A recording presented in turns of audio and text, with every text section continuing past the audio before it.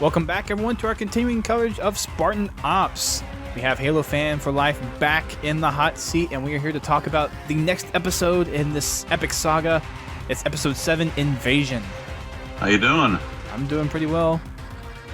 Still trying to recuperate over last week's long show, and this one is probably not going to be much shorter than last week's. But anyways, we are here to give you guys the rundown and everything Spartan Ops for this episode, and hopefully we can keep it under 2 hours.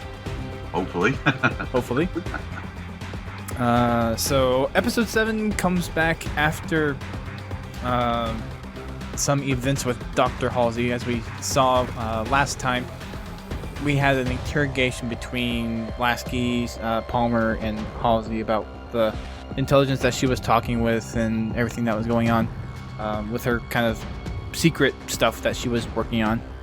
And we also had Dr. Glassman being rescued by Spartan Thorn, or kind of the other way if you play off of what Spartan Thorn thanked Glassman for saving him. Right. So, which is still pretty cool nonetheless. But this time we're focusing a little bit more on what's happening on the Infinity, because there's some things going down that are going to lead to worse things and bad things. But let's jump into the cutscene aspect of this episode. So we first see Dr. Halsey sitting in her cell on her bed, and Roland decides to pop in and start to have a little chat with her, asking about why she was keeping secrets from Captain Lasky when he's been trying to work even with her and just trying to be as helpful as he can. And she obviously points out, well, the hospitality that he's providing speaks wonders to what he thinks about my services. I mean, in her typical, with the situation that she's in, who can blame her, right? Right. So we see they strike up a conversation. Roland says, what has secrets ever gained you? Which gears start turning. You can see Dr. Halsey start to think, and she says secrets can be useful. And he asked the question. He had to ask the question, like what? Did. And then those words undid iridium. Now, did you read how that came about? I did. It's great. Just it's basically the equivalent of a drunken text. Exactly.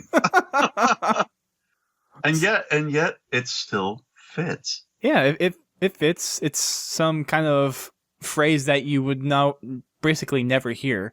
So to go into a little bit of the lore behind Halo and behind smart AIs, I don't know if this is every smart AI, but I think it is. But every one is coded with a back door that's buried deep within the logic of an AI. And Halsey just happens to know the back door to just about every single smart AI that has been created. Of course she would. So she pulls out this code word, which is undid iridium for Roland, which is a backdoor into their main processes. So if you think of different layers of an operating system for all you computer nerds out there, it's basically like a kernel level command. Mm-hmm. So that happened, and she's given full access, full permissions over Roland, and whatever he has access to and whatever he can grab is under Halsey's command. So with that override enacted and Roland now pretty much rendered useless to, I guess, his design purpose and is under full control of Halsey, she has Roland notify the guards that Captain Lasky wants her in his ready room. So the guards come get her, escort her to Captain Lasky's ready room, And when the guards leave, Halsey has Roland pull up all the information regarding the mission that's going on with the Infinity there. Stuff about the librarian, stuff about the Didax hand starts to show up on the screen and starts to flip through it. And of course, in her like superior thinking, she's like, if people would just tell me these things, I could solve everyone's problems and we wouldn't have to be in this mess. Hey, real quick before we get too far and we forget about it here. Iridium, just so you know, it's in the periodic table of elements. And believe it or not, its atomic number is 77. Where have we seen that number before? Sevens, you know? I know that was Bungie's number. It was just amazing that Iridium has 2 sevens, you know? So there's that number popping up again. Anyways. If you want to go further, this is episode number 7, too. Exactly, yeah. Yeah. But I think that was just a happy happenstance because I don't think that they... True enough. But that's what's cool about it is it's a very happy coincidence. Yeah. So, lots of sevens throughout Halo. Oh, yeah. So she starts to rummage through all the data, has Roland transfer all of the information that the UNSC has on the librarian to her data pad. She starts to look through it and notices that nothing there is anything new, that everything she has is what she's researched on her own. Nothing has come to the UNSC other than that. So she demands from Roland that anything regarding the librarian, even stuff that's been kept from her, like classified away from her, that he tell her about it. And this is when she learns that John is alive. Oh. For those who don't know, John was assumed dead after the events of Halo 3, and we're talking Master Chief here. Just it's yes. a likely event that you don't know who John is. Yes, sorry. I should have mentioned that. But Master Chief Petty Officer Spartan 117, to be precise, was indeed alive and debriefed about the librarian on the Infinity. But Dr. Halsey didn't know John was alive. She was informed that after she got out of the Onyx Dyson sphere, that Chief was actually dead. So it's kind of you can kind of see an emotional rush, just that realization that everything that she's been told was false, and that her hopes in the Chief were kind of profound in that moment. It takes a little time for her to kind of take it in, but she kind of regains composure and focuses back on task. Orders Roland to prep a Pelican for immediate departure and to have the terminal that she's been messing with in Lasky's ready room to be connected to the comms systems that has been infiltrated by the artifact. So it's the same system that Jewel has been using to communicate with Halsey in the past. So she has Roland tie back into it so she can talk to Jewel. And this is the first time we see Roland actually kind of snap out of the override temporarily, but then it kicks back in. So the actual logic processes of Roland is trying to fight this override. It's like trying to fight a virus. Well, I thought that was kind of cool, though, because, it turns out that, that backdoor password really is only temporary then. It doesn't quite fully take them over for good. Well, so it's like a hidden piece of code that, unless you scrutinize it like line by line, you wouldn't be able to find it. And once it's exposed, you can overcome it pretty easily. Mm-hmm. But of course, that backdoor is designed to be hardened against such attacks. And with the smart AI, they eventually overcome it. But it's just kind of, once it's activated, it's a matter of time before they can actually regain full control over themselves. So that's pretty much what happened here. Is Roland is fighting the override, manages to snap out of it for a few seconds, but it kicks back in.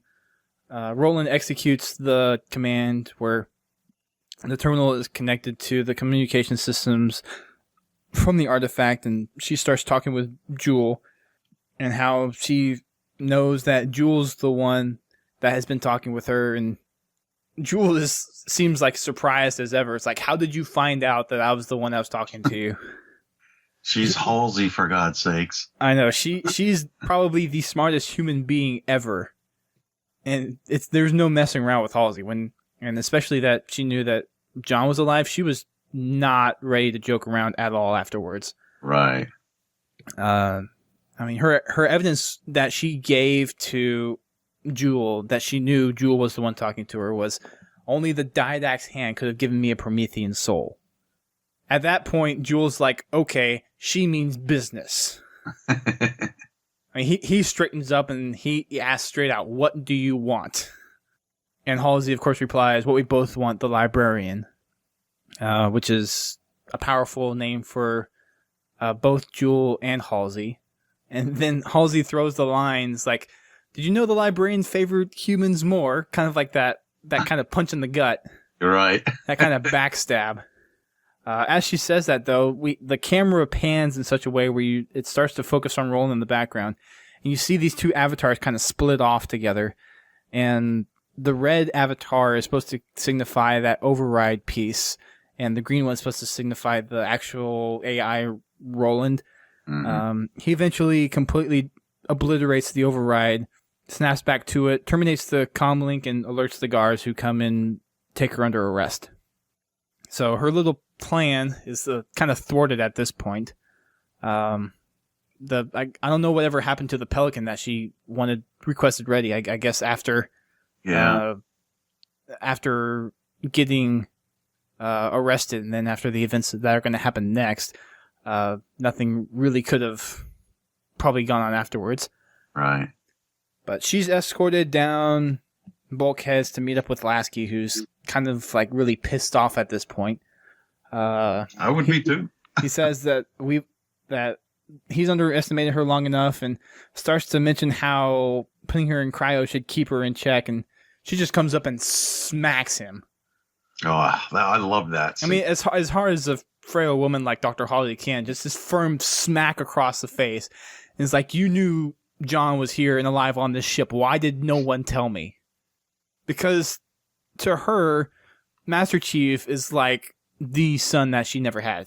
He was the kind of the favorite of all the Spartans that Dr. Halsey cared for. Right.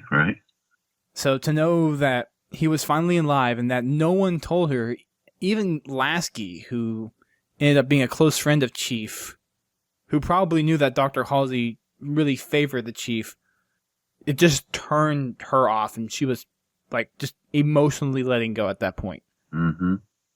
She was already caught. There was nothing she could do, so she let the emotion of now knowing that Master Chief was alive to just drive her actions. And I think Lasky had it coming. I mean... Oh, yeah. Yeah, well, we see, that, as things progress, he's not quite the innocent that you might think he was, like he knew stuff beyond Master Chief, was in previous episodes, we've seen where, he knew about Promethean Knights being formerly humans and so on. And he knew all kinds of stuff and kept it from her. So this is just one of those things. It's like the last straw, Do you, I have a feeling that was something that happened as he was made captain of the Infinity. Like, I think when he was commander, I think the innocent Lasky was kind of the right assumption. But then when we see him as captain, and I mean, It's been 6 months since the events of New Phoenix, since the Didact started composing everyone there. But over 6 months, who knows what could happen? Yeah, he's learned a lot of stuff, and it's obvious that he's had contact with Oni. So, right. You have any contact with Oni? Oh, yeah, that's bad business. Secrets. Bad business. So, of course, he had what was coming to him. He got slapped, and as they kind of in their little as she starts to kind of wind down, the intrusion alert across the ship goes out, and we hear from the engine, or we pan to the engine room where there's a bunch of Marines in the bay where the artifact is, just fighting a bunch of knights, and the Marines are dropping left and right, and Spartan Palmer is They're fighting along with them. Nice to see her actually getting into the action. Yep. And she just takes out a couple of knights, easy as pie. Now, a lot of people complain about this. Yeah. But there is a logical explanation, I think. So everyone was complaining how easily they were able to take out, how easy Palmer was able to take out the knights. But if you notice, when she turned around and hit that one knight, there was no shields. There was, when she smashed the knight's face with her fist, there was no hint of a shield. There was no glimmer. There was no pop. No nothing. So that leaves room that she could have headshotted the knight easily, because if you headshot a knight when there's no shields, if you hit it through the one of the cracks in their mask, they die instantly. It's a headshot. Yeah, and she was pretty darn close. Yeah, you know? She was almost point blank range with those. Right. So it makes sense. I just wanted to get that out there because I know a lot of people were complaining about it, but going back and looking at the footage again, they did not have any shields up. Right. So, yeah. Anyways, just wanted to clarify that because I know a lot of people were arguing about that, but there is a logical explanation for how she was able to headshot both of those knights. Yes.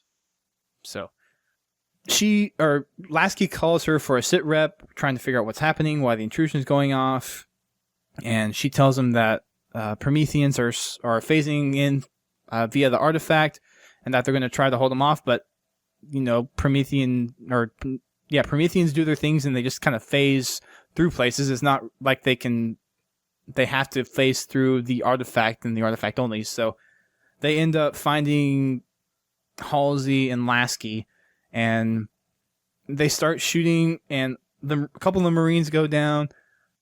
Halsey gets pinned under one of the Marines that fell, and Lasky notices and does the heroic thing of grabbing one of the shotguns that are on the ground, runs up and decides to smack one of the Promethean knights with the butt of the shotgun. That took some balls. And then blasts it away with the shotgun burst.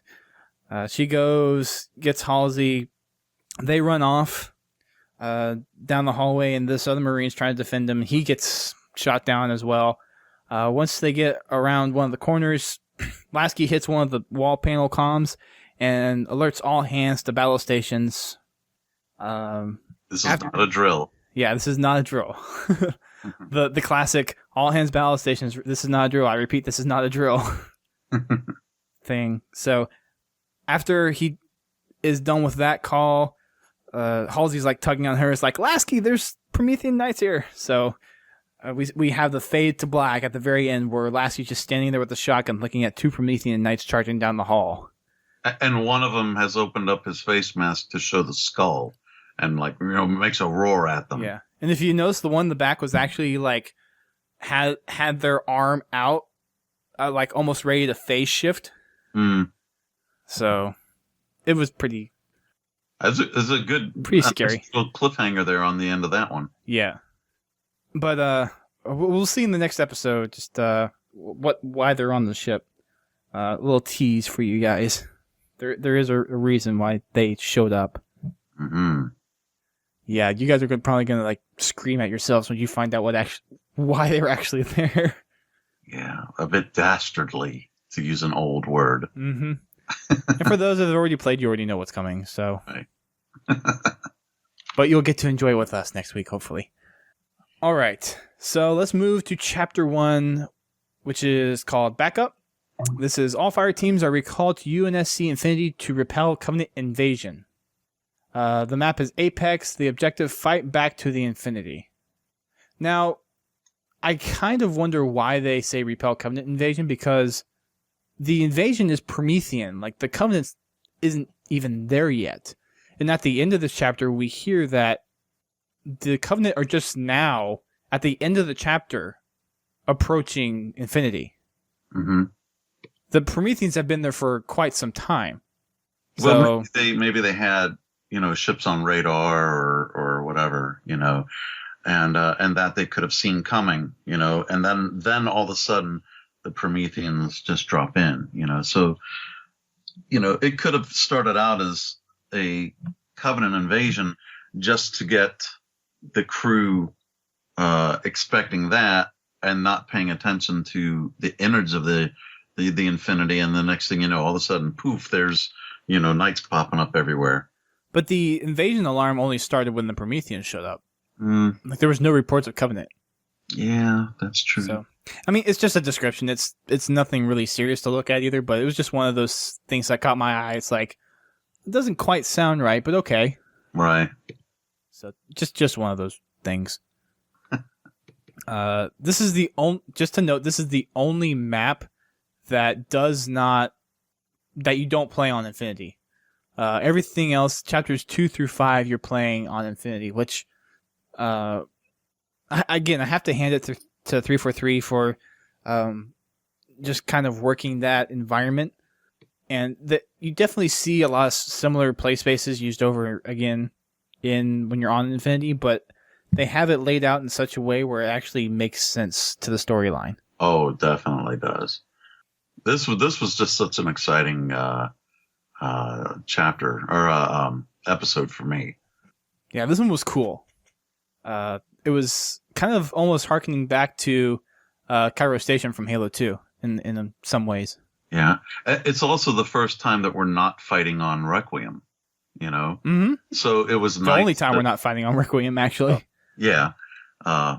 So it was just nice to see us, get away from the planet there. When I heard them say that, when I read that on Halo Waypoint, I'm thinking, well, wait, we're leaving Requiem so soon, and then I realized, oh, yeah, it's probably the Infinity, and sure enough, it was, and I was glad to get on the Infinity and get to see what the insides of the ship look like, even if it's just a portion of it. Still, it was just amazing. I played the missions over and over again. It's still one of my favorite episodes of the whole season thus far. Is there anything out there that is almost like a full interior floor plan of the Infinity? Does that even exist anywhere? Not a floor plan. No, if you're talking like an exploded view where you can see everything, not yet. It would be cool to see that. Oh, God, yeah. Of course, it is a 3.5 mile long ship, so if you're going to get an exploded view, it would have to be like massive portions of the ship, and then you'd have to zoom into that and explode that further, Well, I mean, one of the reasons why I ask is because the trek that you have between the hangar bay, the server room, and the engines is so short, like right. Maybe half a mile to a mile at most. Mm-hmm. So it's just one of those things that it would be nice to see the actual breakdown of the ship. Right. And it's not even like it's that many decks either that we're going up and down, So. And this has to have tons of decks. Oh, yeah. It's very big. In fact, if you go check out my site, I've got a starship comparison chart for, some of the major ships in Halo, and you'll see the size difference between the Infinity and, like the Pillar of Autumn or Fort Unto Dawn, that kind of stuff. And it's massive. In fact, on that chart, I put in the Empire State Building just to show, how big it is. And I can't pull it up at the moment, but I could, but it would take time. But anyways, it's taller than the Empire State Building, just from top to bottom. But lengthwise, oh my God, there's many Empire State Buildings. And if you've ever seen that building, that's a big, big building, Yeah. I've actually been up it. Oh, yeah, I have too. Both of the observation decks, which is very cool. If you get in New York, I just did the 86th floor. That was all I was willing to go. Yeah. Oh no, the one that's even higher up is just fantastic. I think it's I forget the floor. It's 100 and something, whatever it is. But I'm afraid of heights, dude. Really? And yeah. You went up to you even went up to that's something then if you made it up to the first observation deck. Yeah. Yeah. And it was an extra $15 to go up to the second one, so it was. I got lucky then. It was free when I went. I don't know why, but no, it's $35 tickets now to go to. Holy crap! Yep. Oh, okay. Yep. Alrighty. So I had a friend over from England, and he wanted to go up the tower, so we got some tickets and went up. Was that Jack? Yep. Ah, cool. Yeah. So it was all right. I braved it once and got up close enough to the bars, but after about a minute, my body was shaking. It was like, okay, this is enough. I'm ready to go back down now. So you probably wouldn't want to do well, I was going to say the Sears Tower, but now the Willis Tower. That one's something to see. And you're even higher up there, and they've got the skybox that you can actually walk out onto, and it's glass underneath you, so you can see what's happening underneath you. No. Man, no. I'll take that back. Space? Hell no. You would not make it in space. It would be fine in space. Like it's the whole like looking down thing and knowing that if I fall, I will die thing. Well, like I fly airplanes fine. That's not a problem for me. Okay. It's like standing on the edge of a building, not being attached to anything, and it's like even though I knew there was a fence there, it's just that just being able to look down and like, oh wow, that is really that's really far. So, little known fact for listeners now, I'm afraid of heights, even though I'm 6'5". You're really that tall? Good. Yeah. Lord. I mean, I met you and all, but I just couldn't remember how tall you were. Well, it was funky lighting too, so.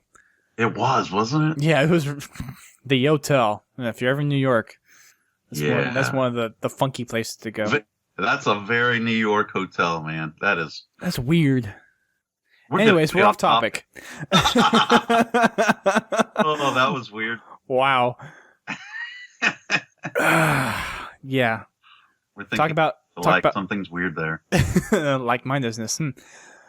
All right, back to our story with Fireteam Crimson. So they're running standard operations. They're going around shutting down more subspace portals that the Covenant and Prometheans are using. And we hear basically an all call over all radio channels from Captain Lasky. It's all hands, battle stations, this nodule, the whole thing. And we hear Miller be like, what was that? And he's like, I'll go check on it, Crimson. Just keep them doing what you're doing, and I'll be back in a minute. And then a couple of seconds later, we hear over the radio the all hands Navy signal. So if you have dealt with any armed forces before, if you know someone in the armed forces, especially the Navy, there's a pipe sound for all hands. Oh, yeah. So we hear that, and then Spartan... Did I mention that to you before? Because I was in the Navy. You pointed it out, but I knew it was an all hands sign already. Okay. But yeah, so that happens. Well, you were just kind of tickled to death that they actually did it. Yeah, I thought it was great.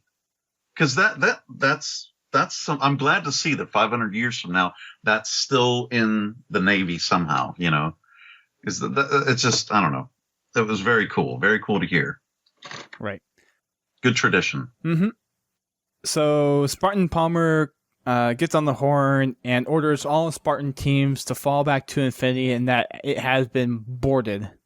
So at this point, like if you're anyone that's on the ground, you're like, oh, this is not something that we were expecting to happen. This is really, really bad news.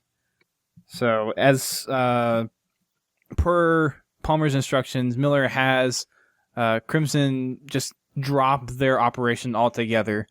But they're kind of in a situation where they kind of need to fight their way back to an extraction point first. They were aerial dropped into this kind of cave where this portal was. And it was actually, the outside was actually protected by shields. So they have to destroy the shield generators and then head out from there back to a designated evac zone.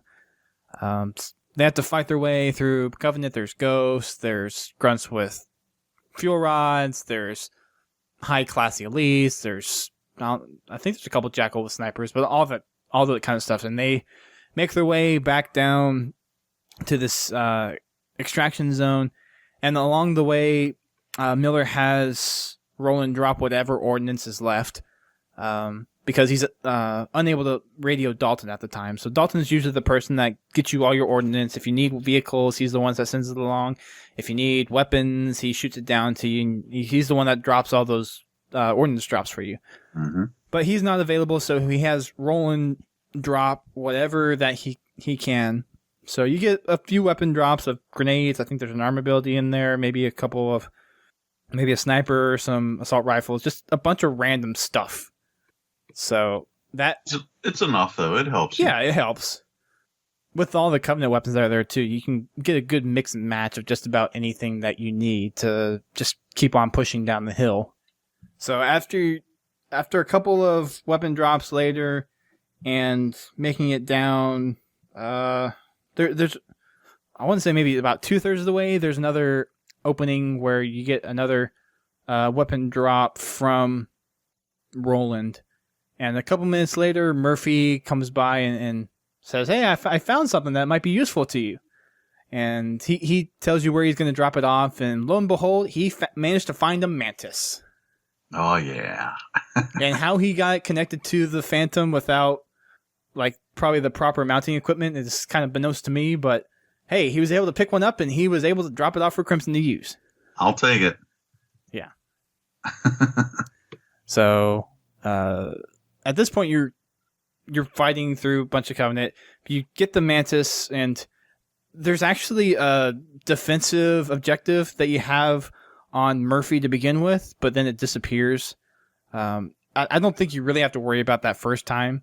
Yeah. Covenant are going to attempt to shoot at it, but it has enough like armor to, and it's only there, I think, for 30 seconds. And then Murphy flies off. So you don't have to worry about too much. Take your time when you're fighting the Covenant. It's this is kind of a poor example, but there's other things throughout this episode where I wish they enforced an actual like timer. Yes. In Spartan Ops where you could fail. Right. I think so far the only way you could fail a chapter is by not successfully defending an objective. I think that's the only way you're able to fail a Spartan Ops mission so far. Yeah, and even then, the ones that have that, it's really tough to fail them, you know? It happens, but it's tough to even fail those. Well, Episode 5, Chapter 1, I think is the hardest. With Spartan Miller? Yeah. Yeah, Spartan Miller, I think, is probably the hardest one so far. But there's just, with the ability to take so long, there's just no sense of urgency. And I miss that from Halo. I miss the Warthog run from Halo 1. Yeah. I miss that part where your heart's pounding. It's like, am I going to make it before the time runs out? I want that back in Halo. I desperately want that back in Halo. Mm-hmm. Yeah, I agree. Maybe in the second season of Spartan Ops, we'll see. Second season Spartan Ops. That would be so sweet. Oh, yeah. It'd be awesome. There's a lot that we can talk about with that. That'd be a whole other podcast. Mm-hmm. Gadgets and war games, door switches, all that good stuff. Oh God! You know what? From the stuff that I've seen in the Castle map pack. Oh, yeah, the trailer came out today. Yes. Oh my goodness. There's even more stuff. This is not the podcast to talk about it, but oh my goodness. Yeah. Well, you can check out my site. I posted the trailer as well as 18 screenshots. So. HaloFanForLife.com. Take a peek there if you don't mind. You were busy. Oh yeah. And you're lucky you're not working a full-time job like I am. Yeah. Well, from one sense, yeah. From one, it doesn't help financially wise as much, but right. Right. But yes, it does afford me the opportunity to be a little bit faster on the info, which I jump on every time I can. Yeah. But anyway, I was lucky to be able to post about it today. Yeah. But anyways, moving on. You'll hear a couple of radio comms back and forth between Miller and Roland also as the Prometheans start to approach the Ops Center, and you hear this really cheesy line come out of Miller, whereas after Roland says, "You have Prometheans coming towards the Ops Center," and he's like, Miller's like, "Don't worry, I have my pistol ready." It's like, what are you gonna do with a pistol? Yeah. Yeah. Like, you need like a saw or a shotgun or something. I mean, get some heavy weapons in there. Jeez. Yeah, and he still just does not feel like a Spartan to me. Like you're gonna hide there's in gonna the be a closet few. with your pistol. There's even more things that we'll talk about here in the next Yeah. couple chapter words. It's just kind of like, really? 343? Really? We'll get to that in the next couple chapters. Right. But we'll wrap this one up because this is simple and it's not like too short in terms of like gameplay. But I actually think this is probably the shortest from actually watching through our footage. This is the shortest mission out of all 5 of them for this week, which I mean kind of makes sense. Your task is pretty simple. You just get back to your extraction zone, defend, and then fly off back to Infinity. Before you do that, though, once you hop in the Mantis, Murphy will actually be pursued by another Phantom, which he takes care of all right. He manages to take it out, but then the second one comes by, and this is where he needs some help. So you take the Mantis, walk around down to the final evac zone. You have to destroy a shield generator first, but that's easy with the Mantis, or you can actually use a couple grenades even. Mm-hmm. So take it out. What we did during our walkthrough is the Mantis just kind of went right through the Covenant and focused on the one Phantom. So, like we've said before, I think it was episode 3, Shootout in Valhalla, chapter something 4, I believe it. just use the overloaded rockets. You can use it twice on the Phantom with suppressed machine gun, and that'll take it out really quickly. Yeah. And then if you're playing cooperatively, have everyone else on the ground, take out all the ground forces. There's a mixed assortment of Covenant, elites, jackals, grunts, everything. After the Phantom is destroyed... Real quick, mind you, if you are on Legendary, that Mantis is not going to last too long if you get too close. So, you want to hold back a little bit. And it does not respawn. Yeah. So you want to hold back a little bit if you're doing a legendary run, especially if you're doing it by yourself. Right. Well, I would say even heroic if you're doing it by yourself. You want to kind of stay back, take out a bulk of the Covenant, like take out all the high class elites, and if you spot any grunts with fuel rods or jackals with snipers, take those out, and then you can worry about the peons later, so to speak. Right.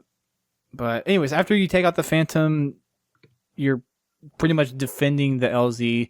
You're going to have Covenant come down the hill you just came from, and there's going to be some other ones approaching you from a path on the right-hand side if you're facing back up the hill. And then, of course, Prometheans spawn in right on top of the LZ. So you're dealing with 3 different approaches of enemies at this point.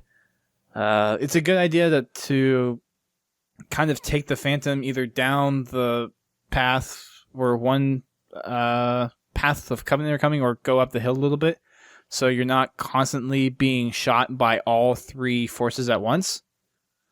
So find a good spot where you can take the Mantis where it's not being shot too much, but you have a good vantage point where you can still move around and take out most of the enemies, or at least provide enough supportive fire to where the rest of your team can kill everything else. And there's going to be another point during that fight where Roland's going to send out or Miller will have Roland send out the last of what's left in the drop pods or the ordnance pods for you. So they pretty much, or Roland pretty much stressed, this is the last that I have. Like anything, I don't have anything else to give Crimson at this point. When he said that too, I was like, oh, wait, are you serious? Of the whole Infinity, that's it? Well, it's probably things that are just ready to go. Right. Like, I'm sure there's other UNSC weapon stockpiles around there, but I have a feeling that there's just certain ones that are in line for this, whatever kind of conveyor belt process this is of having stuff prepped and then just shot down. So that's probably all depleted. Like, all the ground delivery weapons have been depleted. There's probably still plenty of weapons on the ship, but as far as any ground ops is concerned, all that stuff is now gone. Right. So there's some more grenades. There's a hard light shield. There's a sniper rifle. I think there's a BR, AR, DMR. So there's enough human weapons there to take care of you. And if not, there's I mean, there's tons of other weapons around. It's not like you've just killed about 100 different Covenant. Right. I mean, look around, you'll find a weapon. Yeah, it's not hard. And if you've managed to keep the Mantis alive that whole time, it's very powerful against all the ground forces. Definitely use the missile pods against elites and the knights, and then use your machine gun turret against anything else. That's pretty much what I have for this chapter. I don't think I missed anything. It's pretty straightforward. I mean, yeah. Evacuate the area, abandon your mission, and clear out a landing zone for Murphy to land. Mm-hmm. And then once that's all done, you head off on your way, and you're off to go defend Infinity. Yes. Yay. All right. The missions. Anyways, you want enemy counts? If you have them, yes. Oh, yeah, of course I do. There's really only 3 things to look at here. You've got the Storm Grunts, roughly around 40 of those, around 25 Storm Jackals, and what was the other one here? There's a dozen Knights. There's other missions where you can get more Knights, but those are the 3 enemies you can focus on for that. Oh, there are some Watchers, but again, there's plenty of other missions where you can get more kills. So this mission, I don't know. I didn't mind doing it for the Mantis, but it wasn't as fun as doing the other one in episode 3. So if you're looking to have fun with the Mantis, this would maybe be like the second pick then. But otherwise, when we start getting into, if you really want to have fun with the Mantis, though, you're gonna pick that level. Yeah, you're talking about the episode 3 one, right? Yeah. Oh yeah. Shoot out in Valhalla. Oh yeah, by far. That I would say probably of all the specific chapters, that was probably my most fun, certainly for Covenant kills. And I mean, you just can't have much more fun than blowing up all the Covenant all over the place, and mantises. I mean, banshees and phantoms, and But anyways, right. That's going back a ways. So this particular chapter. I don't say skip it over, definitely play it. But if you're looking to work on commendations, there are other missions where you can get better enemy counts. All right. Chapter 2.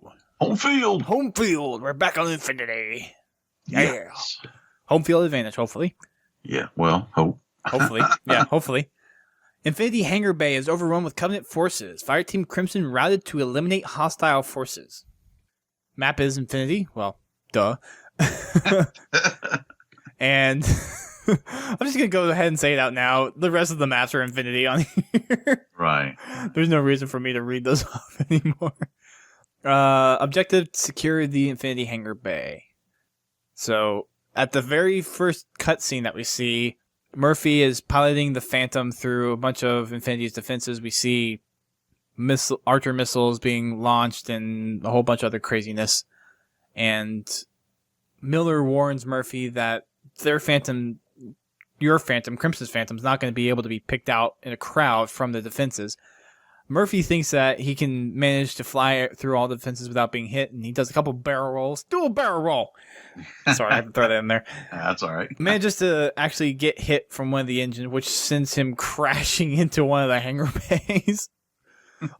He seriously gained speed as he was approaching Infinity. It's like, I'm hit. Well, here goes nothing. Right. Might as well get there as quickly as possible so I don't get hit by anything else. That was a Star Wars reference there. So you just see the Phantom hurtling towards the Infinity. And from how far out that they are, you can't even see the shields of any of the hangar bays. But then they cut to an angle where you just see the Phantom screaming into the hangar bay and just smashes into the bulkhead of the back of the hangar. It was kind of funny. I'm like, oh, wow. So I thought it was entertaining. Oh, yeah. Oh, it is. It is. Once the Phantom's in, though, everyone's okay. Crimson, you guys are able to hop out of the Phantom, but Murphy's stuck in there really good. He's fine. Nothing is hurt, broken, or anything. He's pinned in there really good. I mean, if you turn around and look at the Phantom, it's wedged into the wall. Yeah, it's not going anywhere. It's like how how did you get there in the first place? How were you able to configure yourself to land in such a position? But I digress. It's amazing that anybody even made it out after that landing, you know? Yeah, I guess the alloy that the Covenant use on their ships is tough. It has to be. Because if that was a human ship, you would be, you're sure that stuff would be just smashed in the front. I mean, maybe the technology in 2557 is a lot better than ours, which is probably true. But still, coming in at the speed that looked like they were coming in, did not look good. No, definitely not. So, anyways, I actually thought for sure we were going to see the death of Murphy there. You know, nope, he's still kicking. Oh yeah, yep. Lucky for him. Yeah, but he's all right. We have a couple radio calls that go back and forth between Miller and a couple other folks, or attempts, I should say. We hear Miller trying to call out to, I think, the first one he actually calls out to Roland to try to see if he could send someone to get Murphy out of the Phantom. But of course, communications are down pretty much all across the ship, so it's really kind of pointless to try to get anyone at this point. So he tells you guys to clean up the hangar while he tries to get the communications back online. At this point, you're faced with, it's not too much Covenant. You have the Covenant that are there initially, and then you have another Phantom that comes in afterwards. So it's a pretty manageable number. There's a lot of high-ranking elites, so they're going to take quite a few shots to take out, but it's a general run-of-the-mill group of Covenant, so it's not too much to take care of. One thing that I'm gonna that we hear that I'm still not sure what's going on, but I'll ask the question again for the next chapter because I think it's more applicable there. But we hear the Infinity Notification System ordering Spartan fire teams Kodiak and Avalanche to 4 Armory 127. Not sure why. I'll pose that question again in the next chapter because I think it's more applicable there. It is cool that we hear other fire team names, though. Oh, yeah. It's definitely nice to hear something other than Crimson and Majestic and Castle and... Right. What other ones have we had so far? Mountain. Yeah. I think that's it. Yeah, for Spartan teams, we've heard other fire teams that weren't Spartan ones. You know, there's... Switchback. Yeah, and Hacksaw. Hacksaw, yep. You know? So, but yeah, it's always nice to hear the other ones. And it makes you think then, are they going to have map DLC packs named for these ones? Maybe. We'll see. It gives them opportunity anyways. Right. Yeah, I think it does. It'd be cool to see if we get like a second bulk of map packs. Mm-hmm. Map pack Kodiak. Ooh. That would be some good snow maps. Not Avalanche? Yeah. Avalanche would be great. Who wouldn't love to see a remake of Avalanche? No, I mean, wouldn't Avalanche be more the snow one?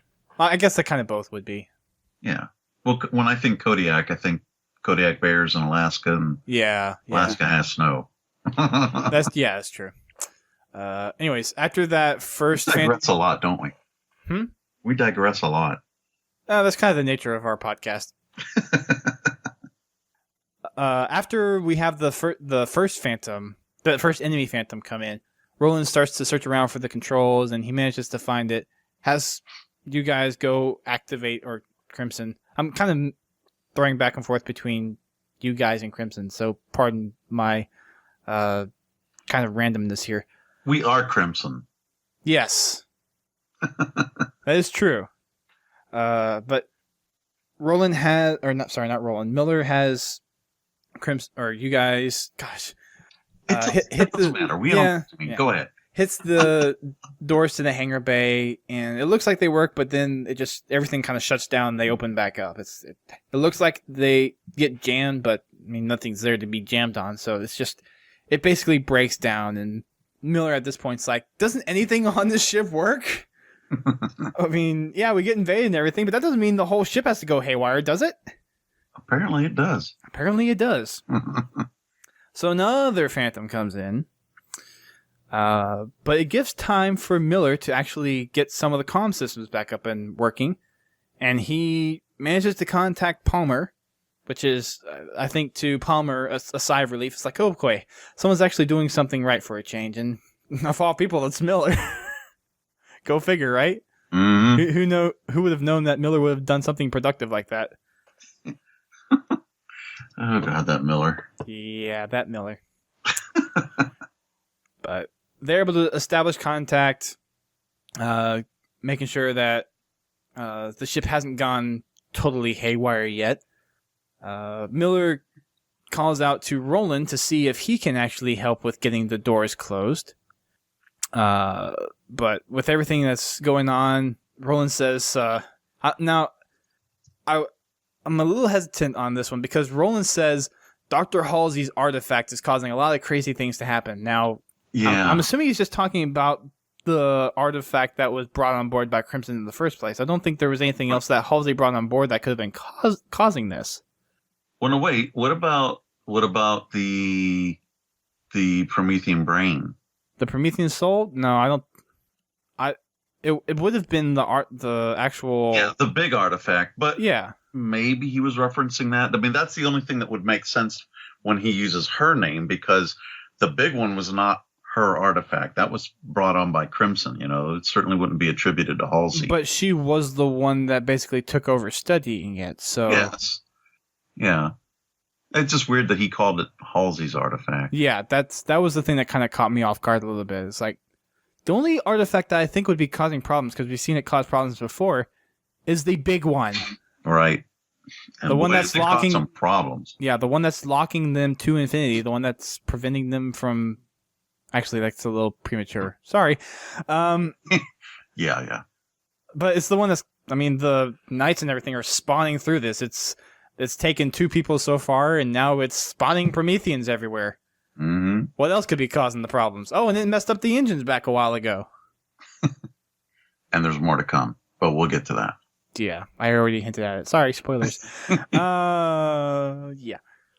So Roland suggests that Crimson go to an adjacent server room, and try power cycling it. So it goes back to the old classic computer thing. If it's not working right, reboot. Right. So that's what you're gonna do. You're gonna go reboot. Does it run on Windows? Well, Halo is a Microsoft title, so yep, that's why I said it. I'm just teasing. You never know. Yeah. Oh, computer jokes. They're so funny. Hey, real quick, one of the cool things about this particular room, if you go up to the large cylindrical area there, you can't get inside of it, but there's like switches that you can hit there during the missions. If you look there for a little bit before moving on to other areas, you'll see text that kind of scrolls within that cylinder. Unfortunately, because you can't capture images in Spartan Ops without a capture card, it's a little bit more difficult to be able to show them. But it's some cool stuff that's just to look at.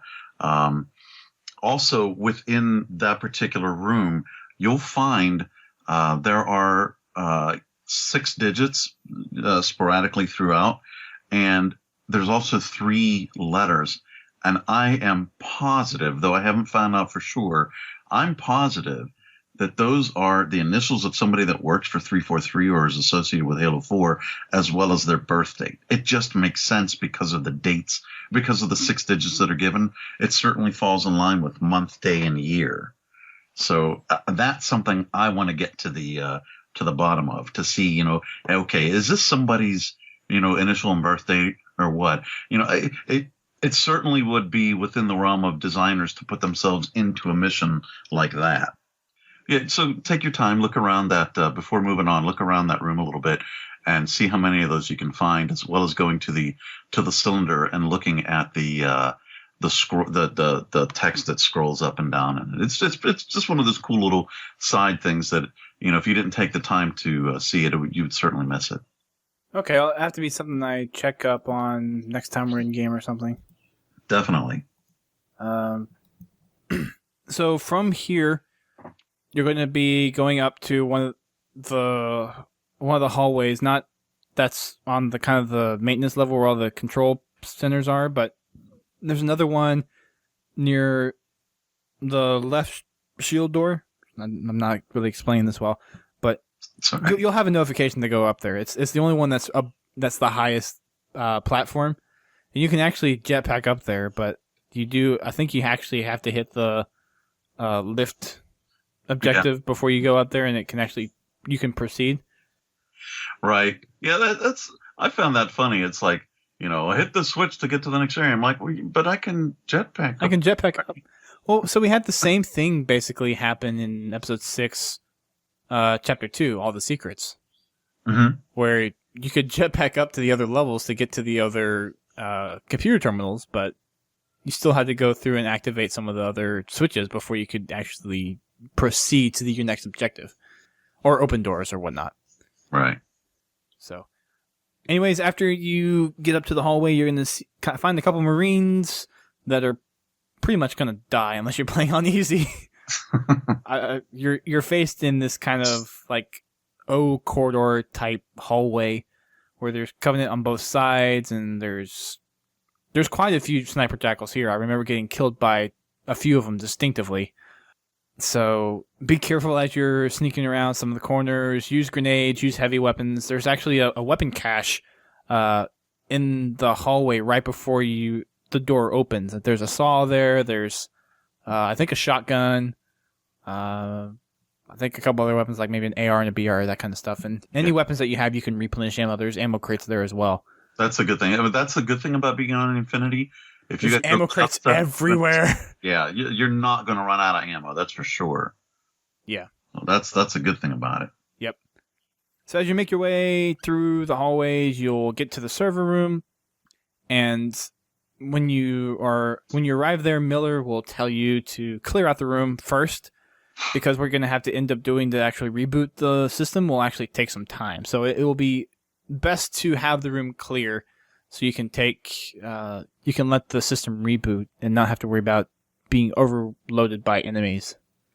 Once you clear the room, activate the switch to reboot the server, or it's just powering on. It looks like everything's pretty much down to start with.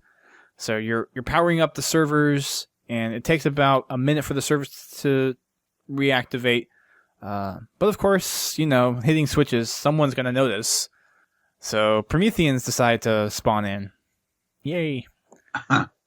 You have knights, you have crawlers. I don't remember any watchers specifically, but there's going to be a bunch of Prometheans that you get to fight. And so this is one thing that, especially in the couple next episodes, or the next couple chapters, that, I mean, it's not a huge issue, but it's one of those things that bothers me a little bit. But you could shoot the servers all day long and they won't take any damage. Like, there's no defend objective on the servers. And you would think, well, if I'm dealing with delicate computer equipment, I shouldn't be able to shoot it directly with any weapons, right? Yeah. I mean, I understand in such a confined space, having that kind of objective would almost be pointless because there would be a high chance of failure. But still. I agree. So when you actually finish getting the servers up and defending it from Prometheans, you have to activate a system or a ship-wide data link, which will basically connect all the servers back to the greater mass, if you want to call it the cloud, of the computing power of Infinity. And it's supposed to be able to get you back on full control over the controls.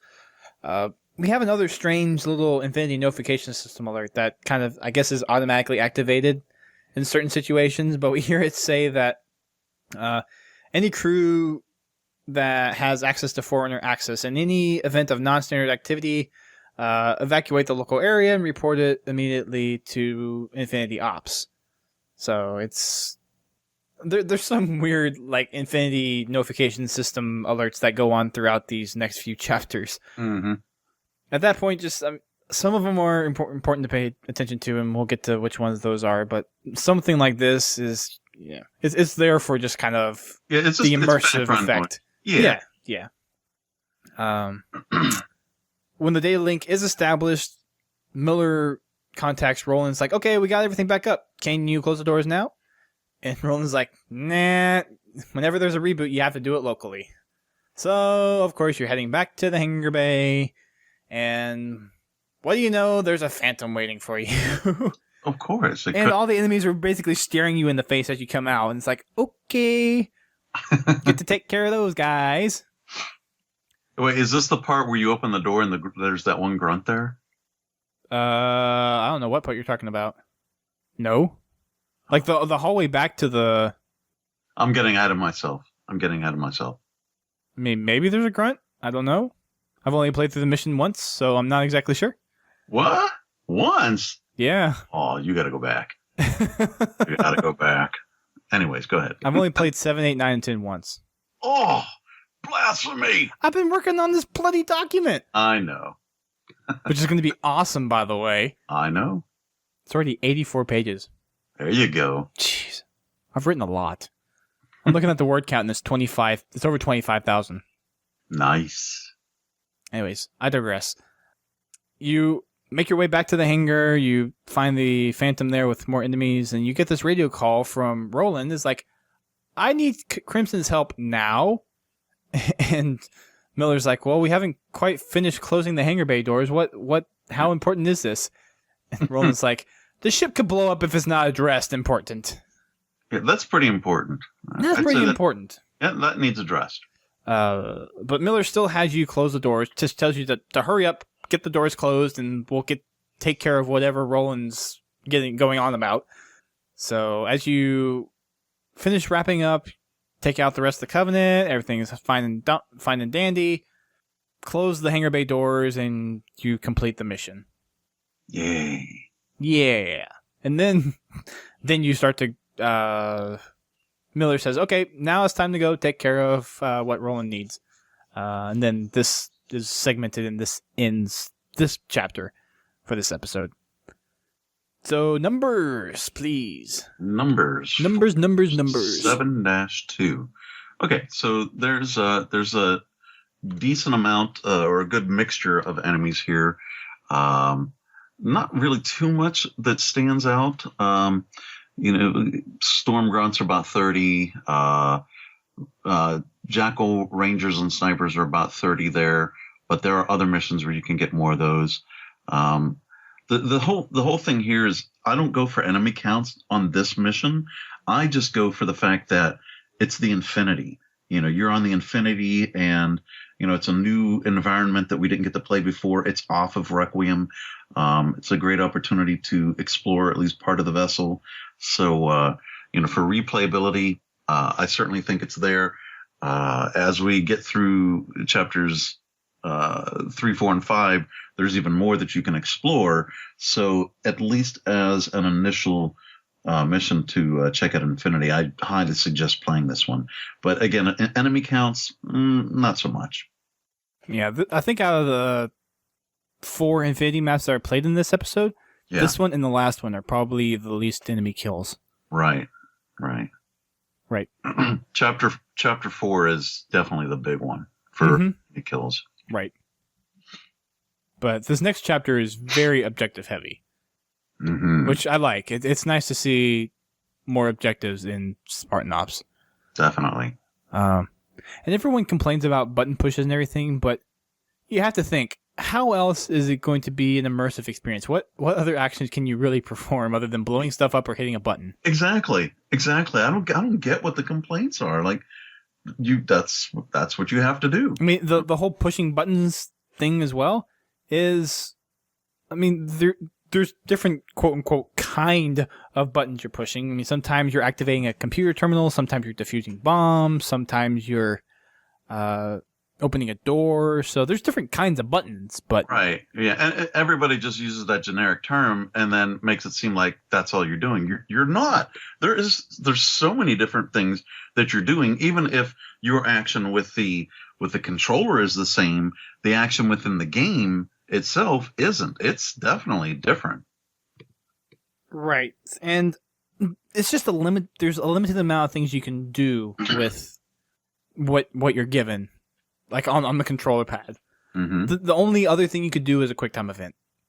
Oh, And that's, I mean, a lot of people really didn't even like how simple it was in the campaign, which, I mean, that's, I don't really call those QuickTime events because they're just one button pushes, and the time window for them is so large that it's hard to miss.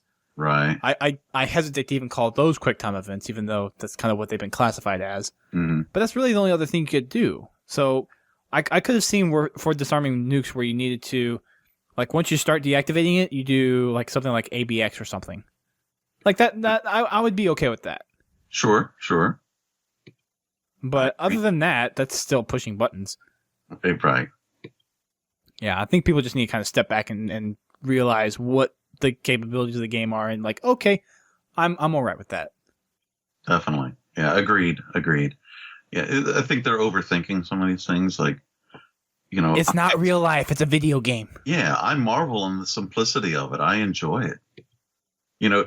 You're saying that press X, press A, press Y. Oh, I could do it, of course, but if it's under duress and being shot at by enemies, that can get a little hairy, especially if it's on legendary, for instance. Yep. But don't give them any ideas. All right. Chapter 3. Engine of Destruction. Dun dun dun. Mm-hmm. Havoc nukes have been detected near Infinity engine rooms. Your objective: secure the engine room and disarm nukes. Fun stuff. Mm-hmm. So you're now addressing the thing that Roland was kind of worried about before. He tells you that Covenant have infiltrated the engine room and is yelling about holy technology and death to the heathens. That's a good I thought that was a clever line. I did too. He's such a smart aleck, but I like that about him. I know some people don't, but I like him. I know that I said Roland wasn't a character that I really liked, but he's started to grow on me a little bit through this episode. Mm-hmm. That's good. Glad to hear. Yeah. There's still parts of Roland. It's like, you're an artificial intelligence. You're supposed to be one of the smartest and most capable pieces of technology humans have ever created, yet you still act so childish and dumb sometimes. I don't think he's necessarily acting dumb. He's just being a smart aleck, a lot of times. Is that dumb? I think that's just his AI personality, and I think that's something that people have a hard time wrapping their heads around, is that these AIs have personalities as if they're human when they're not. But we've seen that through Cortana and how she's grown over, the whole franchise of games. She's got a very distinct personality. So to see another AI with a personality that's vastly different from hers, for some it's a little hard to accept. But but with Cortana, you never see in a instance where it's like high tension and needs to focus. You never see her shoot off these one-liners and really just like odd statements like Roland does. I don't know. I'll have to delve into that. I'm pretty sure she's had a couple of zingers there, but maybe not as straightforward as Roland. But I think it just seems to me Roland is a lot more relaxed and loosey-goosey type of AI, which for an AI, there's supposed to be other programs running in the AI process in check to kind of help mediate that. And it's almost like some of those don't even exist. Mm. I mean, yeah, it gives Roland a personality, and people like that because they can relate. But I guess for me, thinking that it's supposed to be an AI and artificial intelligence, it seems weird to me. Yeah, I get that. But it was better in this episode, so he grew on me a little bit in this one. That's good.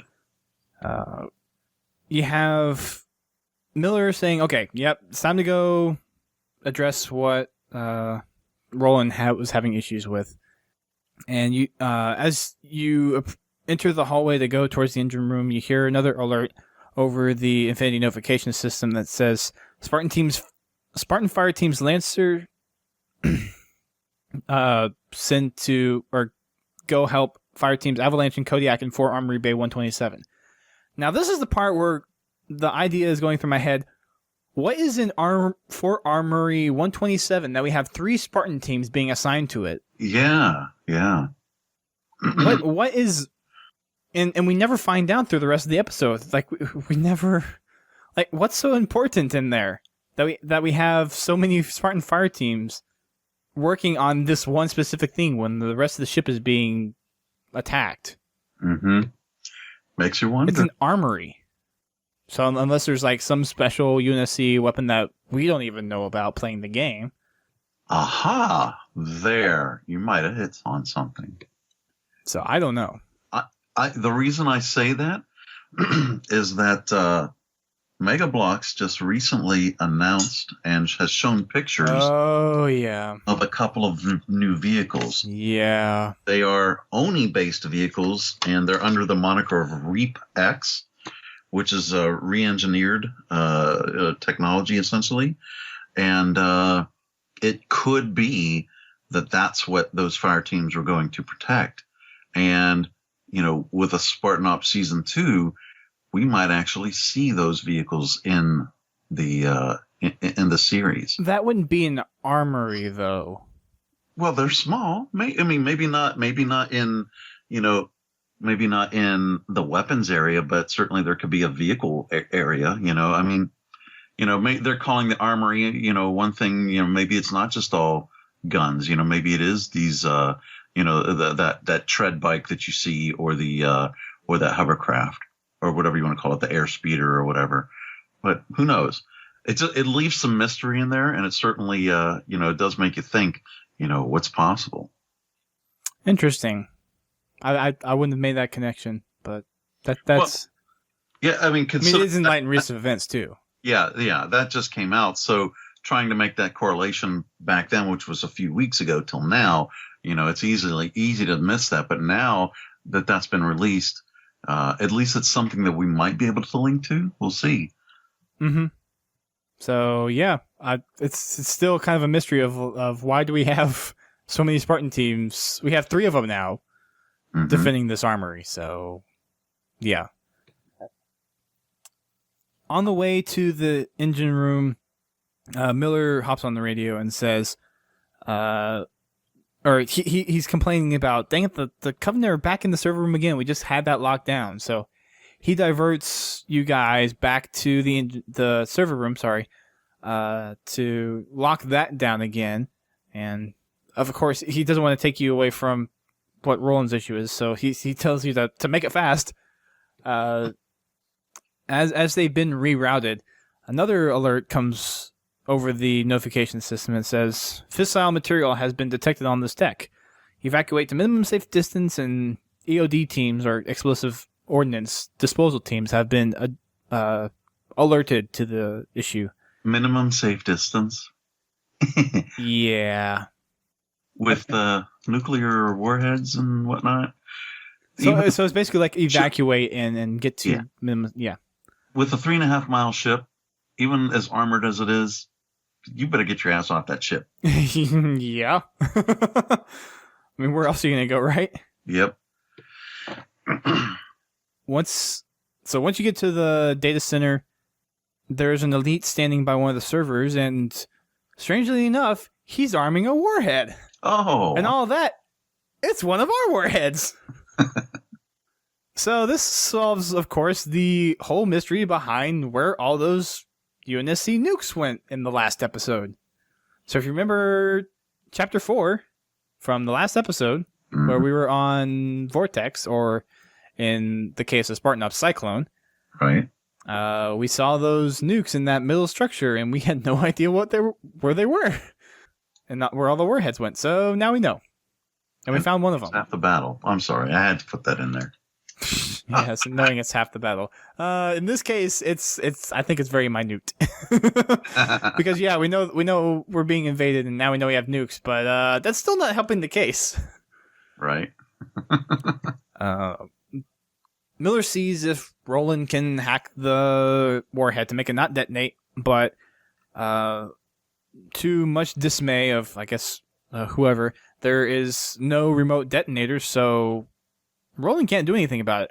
So I guess the Covenant were kind of smart in not putting the any remote kind of detonator on it. But then again, this one wasn't primed, so they were able to defuse this one without a problem. So, but I mean, the warhead wasn't activated. They were able to defuse it, and everything is fine and dandy. Of course, Roland is disturbed by the fact that he wasn't unable to detect this bomb before Crimson found it, before you guys found it. So he's all worried at this point, but no one really responds to him, not even Miller. And of course, as Crimson, you're not really saying anything because, I mean, that would kind of ruin the experience. But after everything's taken care of, Miller's like, okay, time to go back to the engine room. And we hear this distress call from Sergeant Jamie Valesco. And he broadcasts on all channels saying that the server room is being overrun by Covenant. And that we are not going to be able to hold it very much longer. Miller tells him that Spartans are on their way. And Valesco's like, well, they better make it quick because everyone's kind of piling in. And then, of course, we hear him die over the radio. So, wait, are we in chapter 3? Yes. Did we forget something in chapter 2, or did you want to go over that at the very end? What did I miss? There's an Easter egg. The RVB one is in this one, but we get to that at the end of the chapter. But I don't remember another Easter egg in chapter 2. No, that's it. I'm getting ahead of myself again. Okay. Never mind. Okay. You had me. Okay. Anyways. Go ahead. I'm losing my mind. You're not an AI. You can't go rampant. Sorry, I don't believe that. Darn it. Or are you? Dun dun dun. There's pictures of me out there. Yeah. I mean, we've seen Xylons, right? Yeah. Although that's a different universe, so. Yeah, anyways. Yeah. As you proceed to the server room, or as you enter the server room, actually, Roland continues to voice his concern about his inability to detect any of the nuclear warheads. Again, no one responds to him at all. You got to wonder, is this a way to give an AI anxiety? You know, because he's just like amazed that he can't figure this out. You know, he's already said, you know, I can do a million things at once, and yet here's something that he can't do. I think at this point, Miller's just kind of saying in his mind, shut up. Yeah, oh yeah. Yes, we're aware of this, but we have a few more important things to really worry about other than your inability to... I mean, yeah, it's important, but we have other things to worry about right now. I think that's kind of what's going through his mind. Mm-hmm. But, I mean, and I mean, it's all okay in the end. We'll get to that in a second, but Miller says there's another strange energy reading, and they find another nuke. So the damn nukes that these guys have. Well, we're about to find out. Right. Crimson disarms this one without a problem, but of course it's primed. And this is the part where it's like we need a countdown back in Halo. This would have been perfect for all the nukes in this room. Yes. That there are. Having a countdown on each one would have been... Well, it would have made it more harrowing, and, you know, you really would have to have focused on what you were doing, you know, instead of just spraying and praying on the enemies, you know, and eventually, you know, getting through them. I mean, the way it is now, you can die over and over again, and you're not going to fail this mission. But right. You have that timer, you could fail.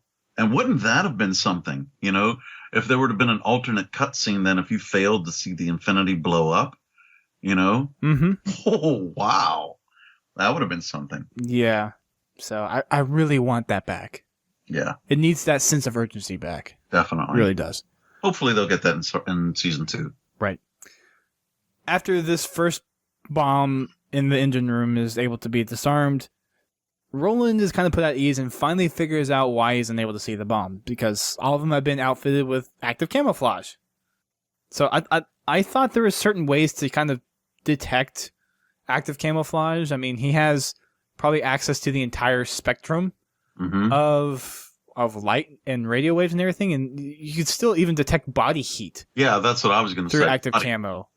And heck, even Promethean vision. Right. I mean, I don't know, like, if that is, like, integrated into the system yet or anything, or the ship, but still, that has to be pulling off of some kind of EM field, and I'm sure Roland has access to that kind of stuff, so... Electromagnetic, for those who don't know EM. Yes. That's light, that's X-ray, that's microwaves, that's ultraviolet, that's everything. That's the entire spectrum of radio and yeah. Science, people. Learn it. Wait, are we getting scientific here? Ooh. We're dealing with a sci-fi shooter. Oh. Of course we're getting scientific here. Yes, we are. Anyways, moving on. Roland is able to find the next nuke that's there because one of the elites that you killed actually had a remote cloaking device. So I guess when you killed him, he dropped it and it just deactivated the active camo on this one nuke. So you go up and defuse that one, and there's another after you defuse the first one that's there, like among the first kind of terminals, computer terminals on that ground level. There's an additional 5 nukes. So there's one, once you hit the top platform, there's one on the left. Next one's going to be in the middle. Next one's going to be on the right. Then there's going to be one in control room 1. And then there's going to be one at the top main entrance of the engine room, right next to one of the computer terminals. So that's all 6 nukes that you have to go around and disarm throughout this whole ordeal. Quite a few. Quite a deal. And after every nuke, of course, you're going to get like 2 or 3 different waves of Covenant coming in.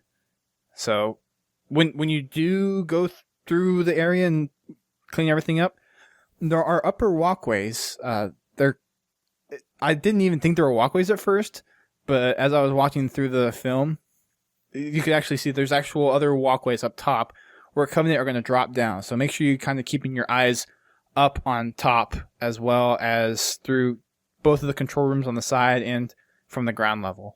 Now, here's something also. When you're in those control rooms, you can shoot through those windows. They're not glass there. So use that cover to your advantage. I did not know that. That's pretty cool. Oh, yeah. You're in. I mean, yeah, the first 1 or 2 times I played it, I thought, well, you have to peek out, of the hallways, you have to go in the main areas. But no, you can shoot through those windows. So you can shoot, all the way down to the main floor. You can shoot across to the other, the other access room. And, it's great, especially when you pick up the snipers, you can use that room for your protection easily.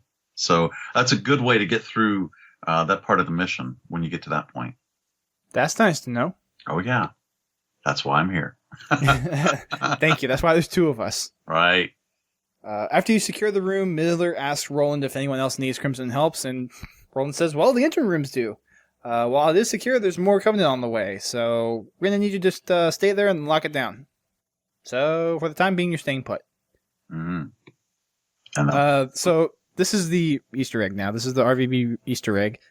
So, immediately after you spawn, you won't be given the waypoint to the hallway to go down towards what ends up being the server room at first, but go past the control room, and then there's the little L-bin that you can go around, then go down the ramp to the hangar deck.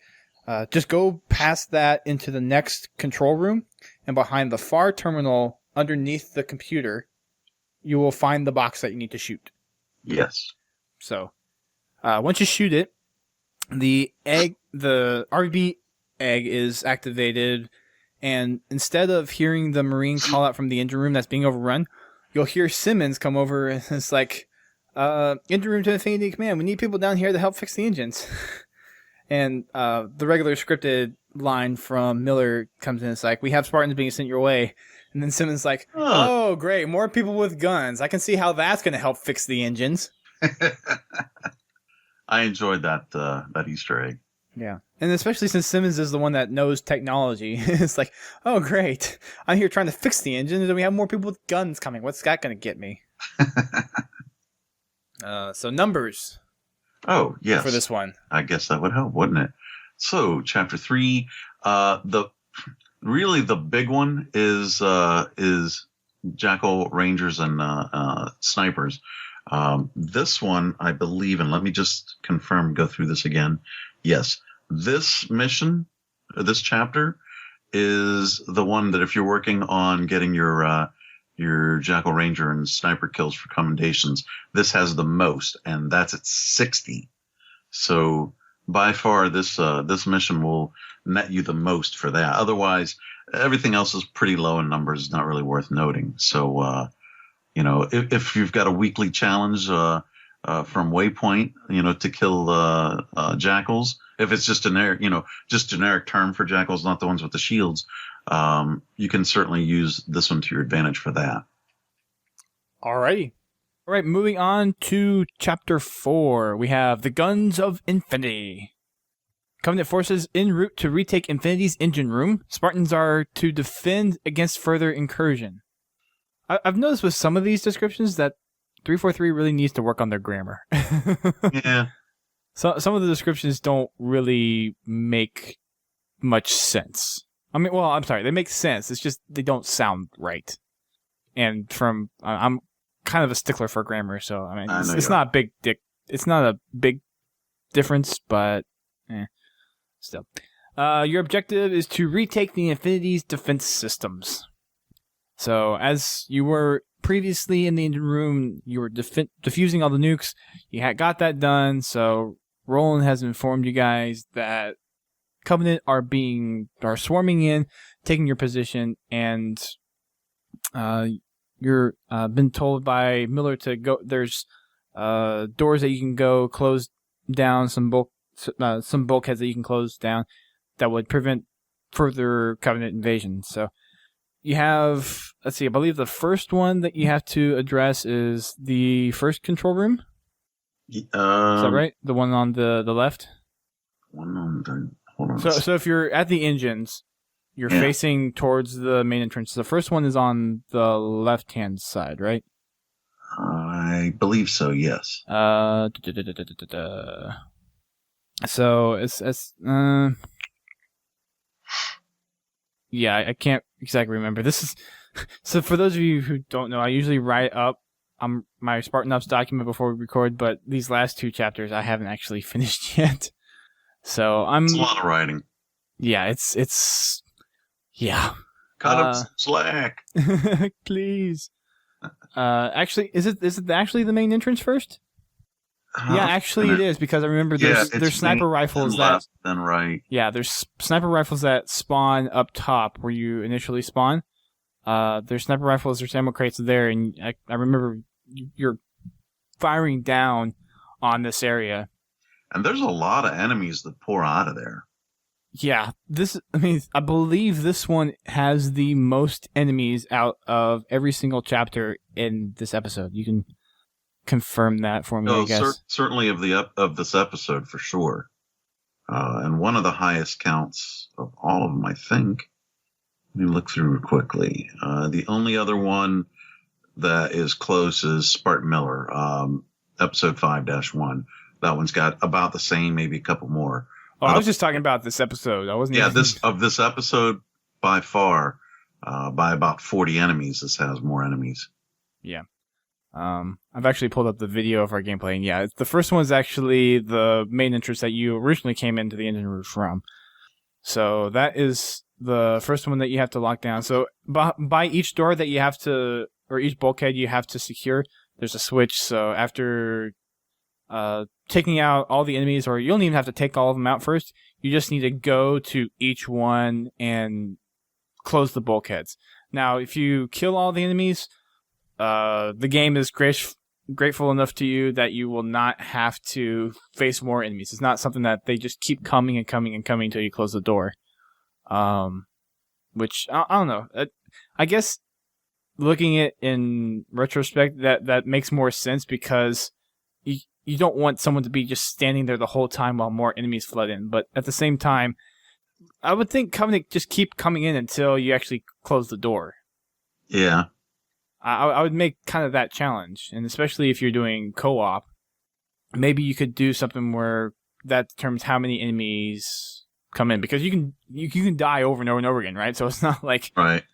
I think that they just did that so that people wouldn't farm kills, I guess. Right. Well, yeah. I didn't even think about it that way. I was thinking more of this just as something as a challenge. Yeah. But right, so that first one is the main entrance that you came in originally on the ground floor of the engine room. The next one is in the first control room. Or, no, not the first control room. Control room 1, sorry. So, same drill. You have Covenant coming through that doorway, and you actually have some more Covenant coming through the second control room in the ground level somehow, even though you close that first bulkhead. There's other doors that you have to go close off, even though you're not closing off all the entrances the Covenant use. So, but there's only four of the doors that you have to worry about. So the second one is control room 1. The third one is control room 2. So that's on the opposite side of the control room from where you, from the second one. Right. So, it's the side. So control room 1 was the side that you diffused the nuke in, and the control room 2 is the opposite side where there wasn't a nuke that you actually diffused. So head on over there. It's on, if you're at the engines facing out towards the exit, it's on the right side. Same drill. Kill all the Covenant until they're all dead, or go and activate the bulkhead to close it off. Doesn't really matter. And then the fourth one is actually right close to that. And it's right outside the doorway to control room 2. So literally, it's back to back. You could almost, I haven't tried it this because I've only played it once. But can you actually close the door while the Covenant are still trying to come through there? Because I know there's some that actually come through that fourth doorway. Can you actually close the doors and have them not come through? Have you tried that yet, Sal? I don't know that I have tried that. I typically like to kill all the enemies, but yeah, I know you and your stats and commendations. yeah. Yeah, you know what? I'm not entirely sure about that, and I'm reading my notes too. I don't see anything in that. So that would be something interesting to try later on when we go play through it again. So you're defending the engine room, and after you see all the bulkheads, you get a not really distress call, but Roland radios in and says, there's a problem. All of our aft defenses are down. We're sitting ducks. Yeah. We're kind of screwed if this doesn't get situated out. And of course, Miller's like, well, how did this happen in the first place? And of course, Roland explains the cooling for the weapons overheated, and for some reason they're not actually active. They've been disabled, and the weapons just aren't firing because failsafes kicked in. So of course you're continuing your run through the ship, fixing up everything, and you're being the one that's kind of almost defending the ship as a squad on your own, pretty much. You've secured one of the main engineering data centers, you've secured the engine room, you've defused nukes, and it's just another little tick mark to add to your checklist of defending the Infinity. Yeah. So the doorway to go to the aft bay cooling room is actually in that second control room. So this is another reason why I want to see the whole layout of Infinity, because it just seems like all of these critical systems are too close to each other. Agreed. I mean, I think for most sci-fi stuff, a lot of the defenses and the engineering is definitely kind of close together, but it still those ships seems aren't 3.5 miles long either. Right. And I don't think one room would be controlling the entirety of one side of the ship in terms of cooling. That doesn't even make efficiency sense. Right. From an engineering perspective. Well, all the empty open space in the Infinity as it is doesn't make much sense for efficiency. You'd figure you could put a lot more stuff in that ship, with all that open space. But, we are talking about 500 years in the future, so maybe they find a way to optimize other things. Well, and you have to also think, since this is technically a research vessel, like how much of that's actually scientific gear, research stations, and all that stuff. Yeah. So it's that's why I want to see the floor plans. To be that's the reason I want to see it. But I digress. As you're walking through that hallway to go to the aft controls for the defenses and to reset the cooling, you'll hear another little notice from the Infinity notification system. It's like, aft controls are offline. So it's just kind of reinforcing what Roland said as far as the status of the ship. Once you get to the control room for the aft weapons, there's a couple of hardware locks in place, hardware overrides that are causing the cooling systems to malfunction. And you actually find that out from Roland. He's the one that tells you what they are. So there's 3 of them scattered among the room. Grenades will take those out very easily, just like all other Covenant encampments. They really need to work on defending their hardware. Yeah. Or beefing it up a little bit or something, you know. I mean, that metal or alloy, whatever they used on the Phantom that somehow protected Murphy, they need to use that on some of their technology stuff. Yeah, right. Because 1-2 grenades later, they're easily destroyed. Yeah. So Covenant needs to wake up a little bit and think smart about their technology. Also, once you get in the room, just as you receive the markers of where all 3 hardware overrides are, you'll hear the notification system say, Fort Armory 12-7 has been secured. So whatever armory those 3 Spartan teams were sent off to go protect before, they obviously secured it. Yeah. Still have no idea what it's in there, though. It's kind of cool there's that little sub-story, even though you don't really know anything about it. The thing is, it's like, you don't even have a hint of what's in there. It's just, there's 3 Spartan teams defending armory, and that's pretty important if there's 3 of them going there. You would think that if you're sending, well, I guess with the events of what's happened so far, you would think if they're sending 3 Spartan teams to one section, with how well Crimson's performed, they would probably be one of those teams. Yeah, right. So, yeah, I don't know. But the fire teams get the call to return to action stations and continue to defend the Infinity. So all is fine and dandy.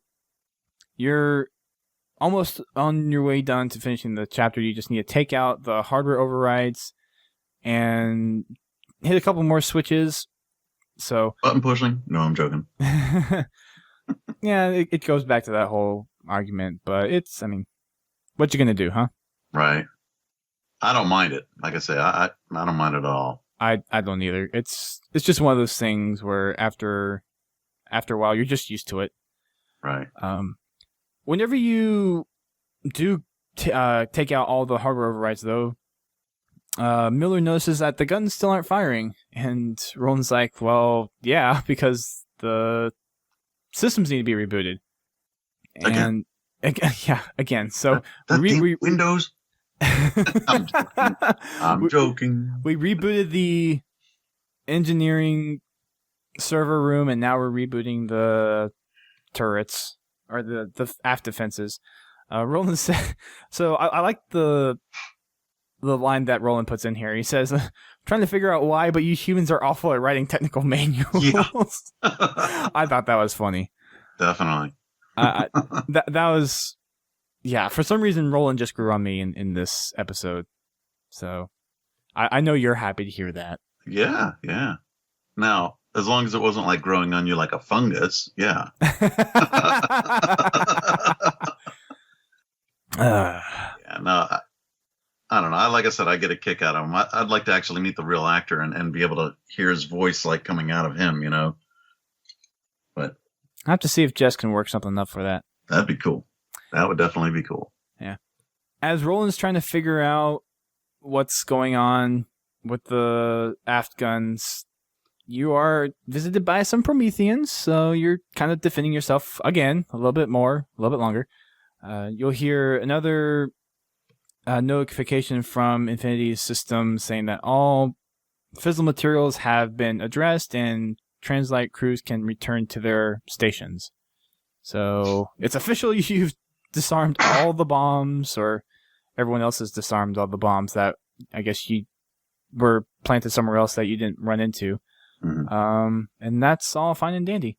There's also a pair of hunters that you have to fight in here as well. Hey. Yeah. At least it's just 2 hunters and not like 6. Yeah. They're not too hard to take out. It's so easy. We've said it before, on co-op. Just get one person in front, one person behind, confuse the heck out of them, and then, one of you is going to be able to aim at their back and take them out easily. So they're nothing. Yeah, although Which is kind of a shame because I used to fear the hunters, and now it's like, whatever.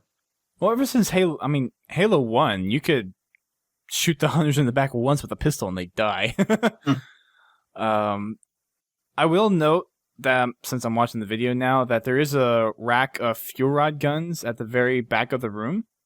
So when you are dealing with the hunters, I would advise picking one of those up because I think those are only heavy weapons that you get to pick up if you haven't pulled any from when you were fighting the Covenant in the engine room. So I don't think that I've found those before, but then I usually stick at one corner there when the hunters come in. I don't bother going, all the way over there. well, you can just chunk grenades at them over and over and over again, right? Yeah. So Because there's those ammo crates around, I just typically pull out the DMR and just keep shooting them in the back. Like I said, I usually end up playing with other people anyways, so it's very easy to take them down. yeah, well, that's the best way to play it. So that's what it was designed for. Mm-hmm. After everyone has been cleared out again, Roland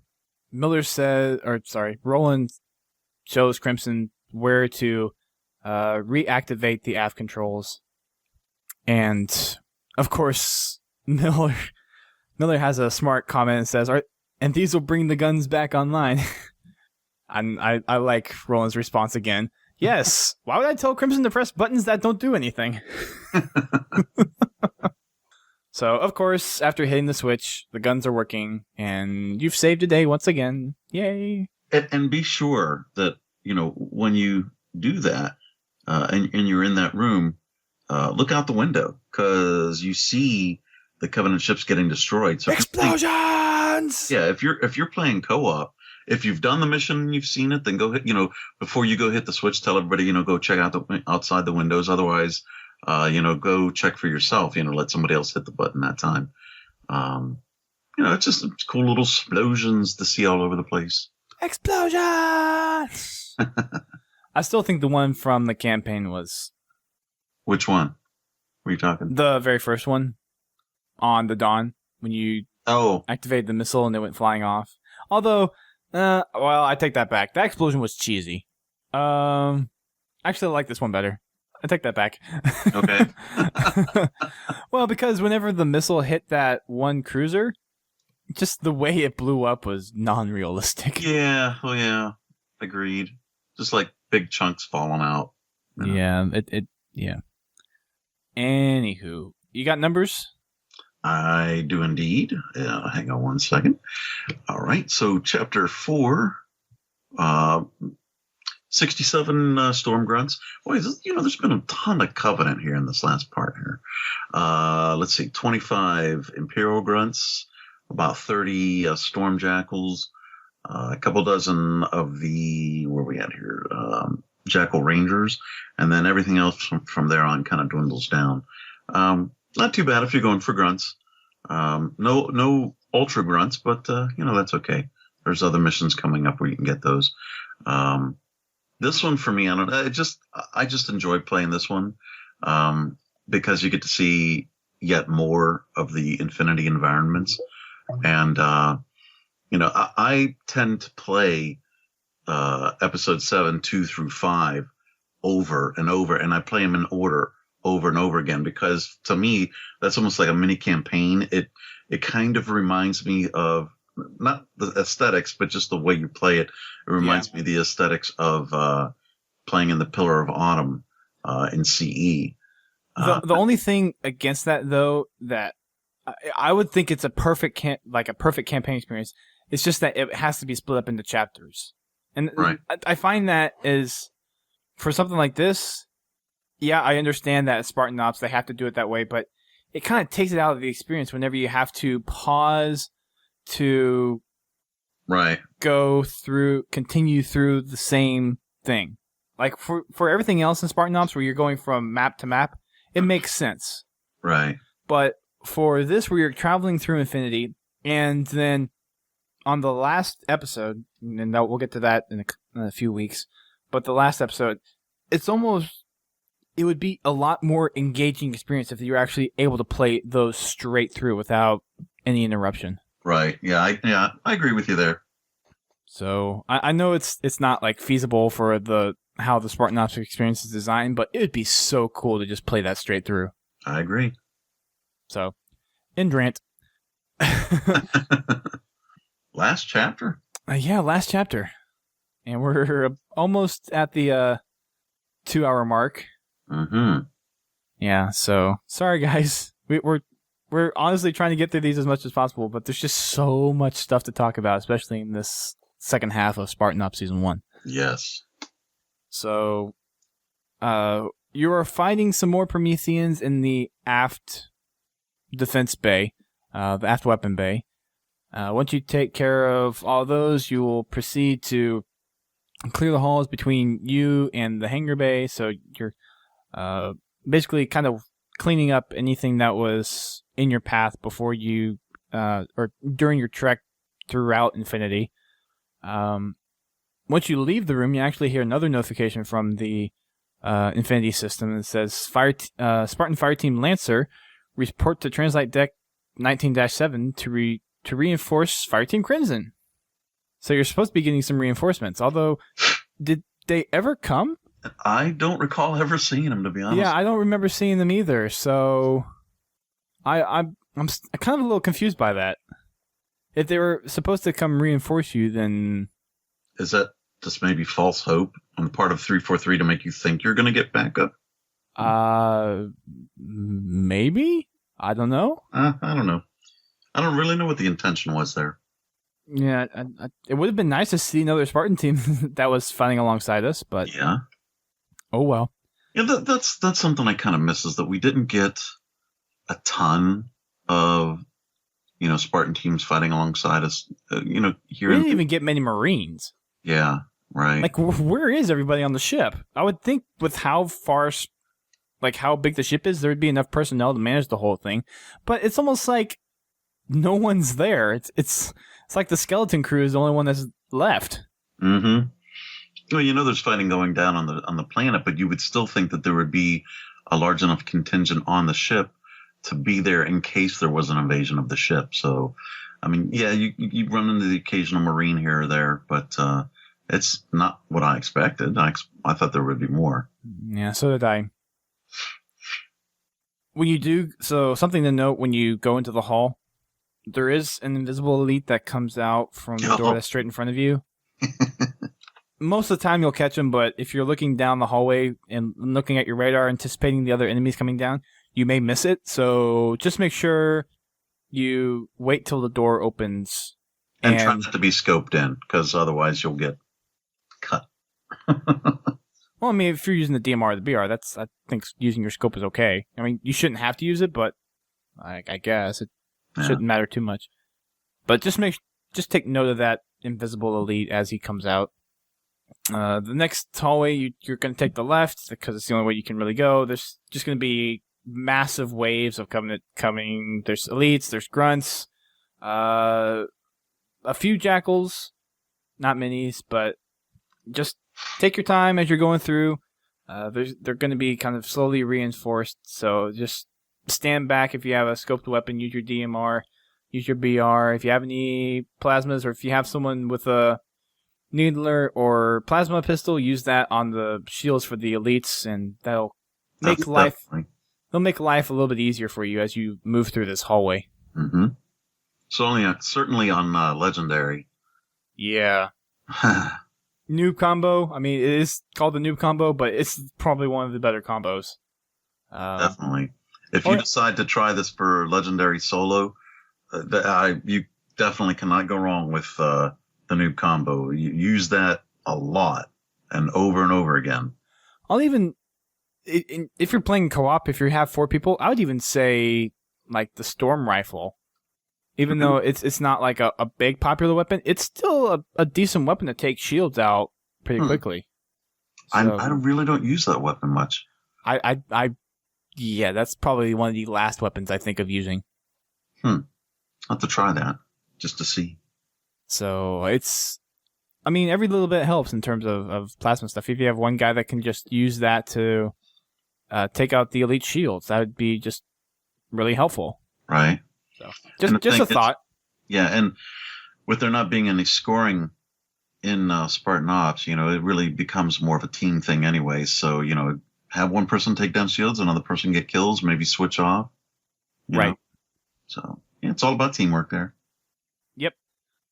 As you're making your way through more enemies, trying to get back to the hangar bay, Roland reports to Spartan Miller that there's another attempt to infiltrate the server room.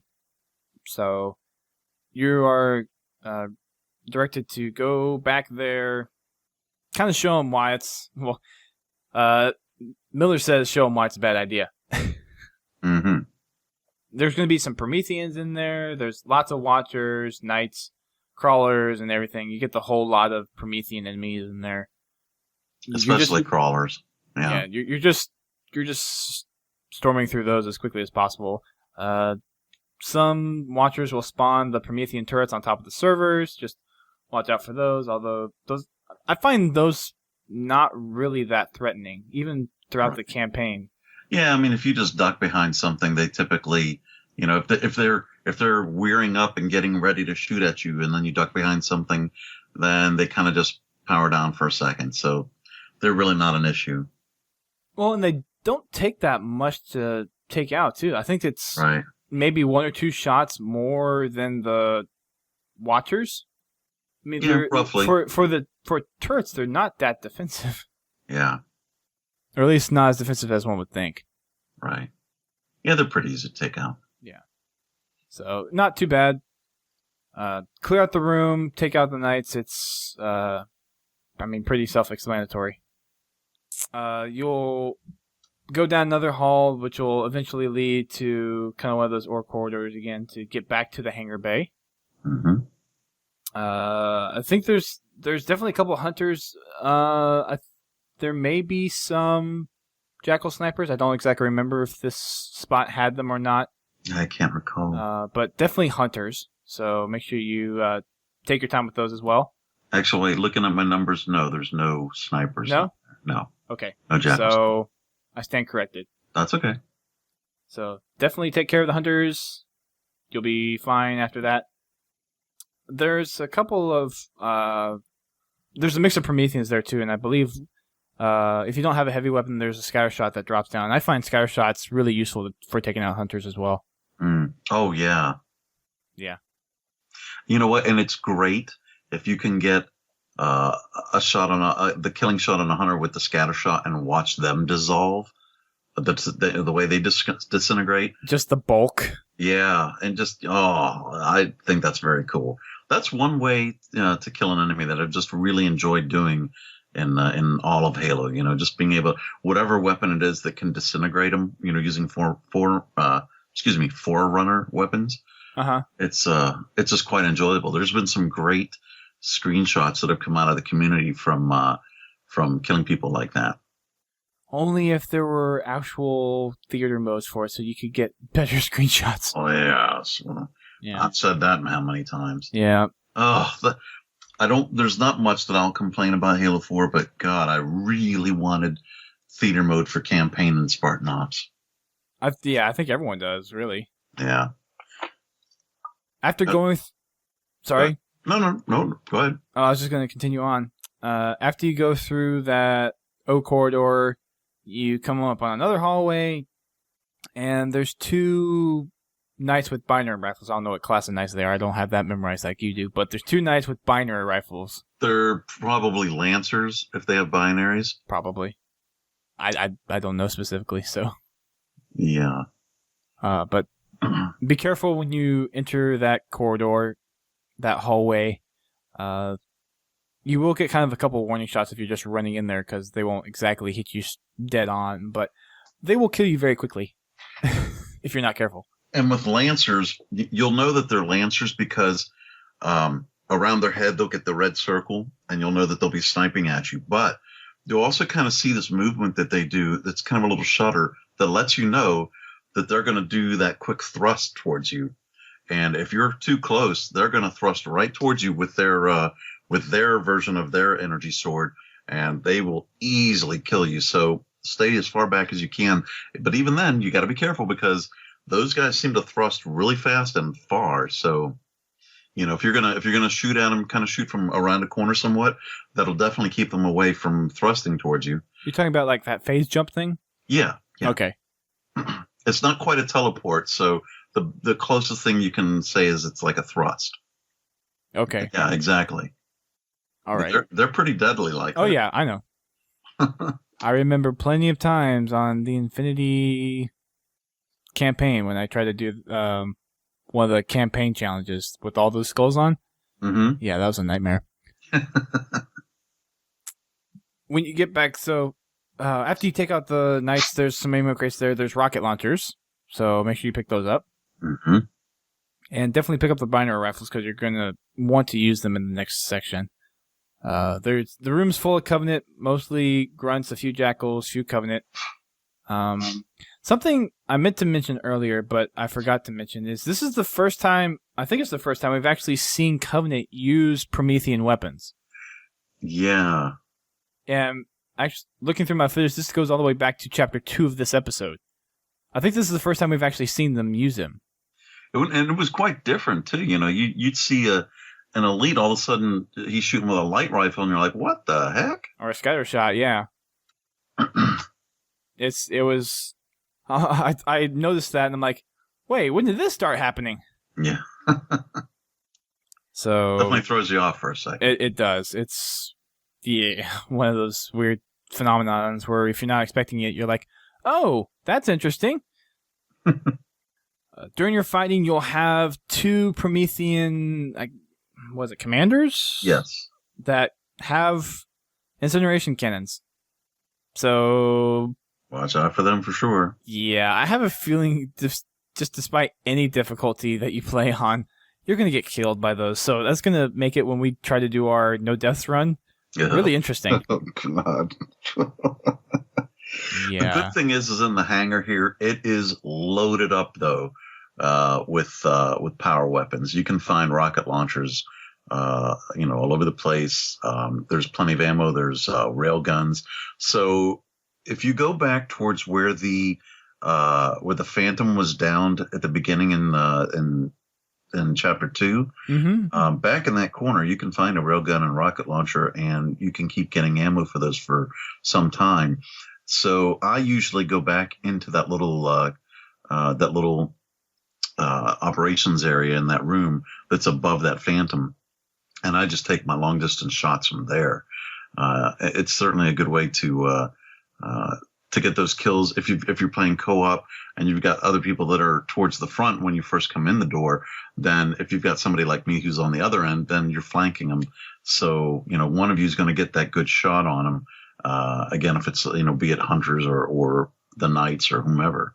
I honestly didn't even know those were there. Oh yeah, yeah. Well, I wish I did. Yeah, for the first time I played. Check out the Prima Games guide.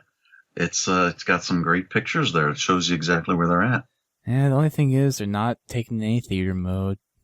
Yeah. Again. Yeah. Anywho, so everything is fine and dandy. Spartan Miller is kind of congratulating, saying excellent job, and Roland's like, Spartan Miller, look at what's coming up the lift. There are hunters. Yes. Several. There's what, 4 hunters? At least, I think there's actually more than that. Two. Certainly, there's 2 in the back lift, back by the corner. I was mentioning that I go to, and there's at least 2 at the front, if not more. So I'm actually looking. 4. I'm looking at the video right now, and there's actually 3 on each side.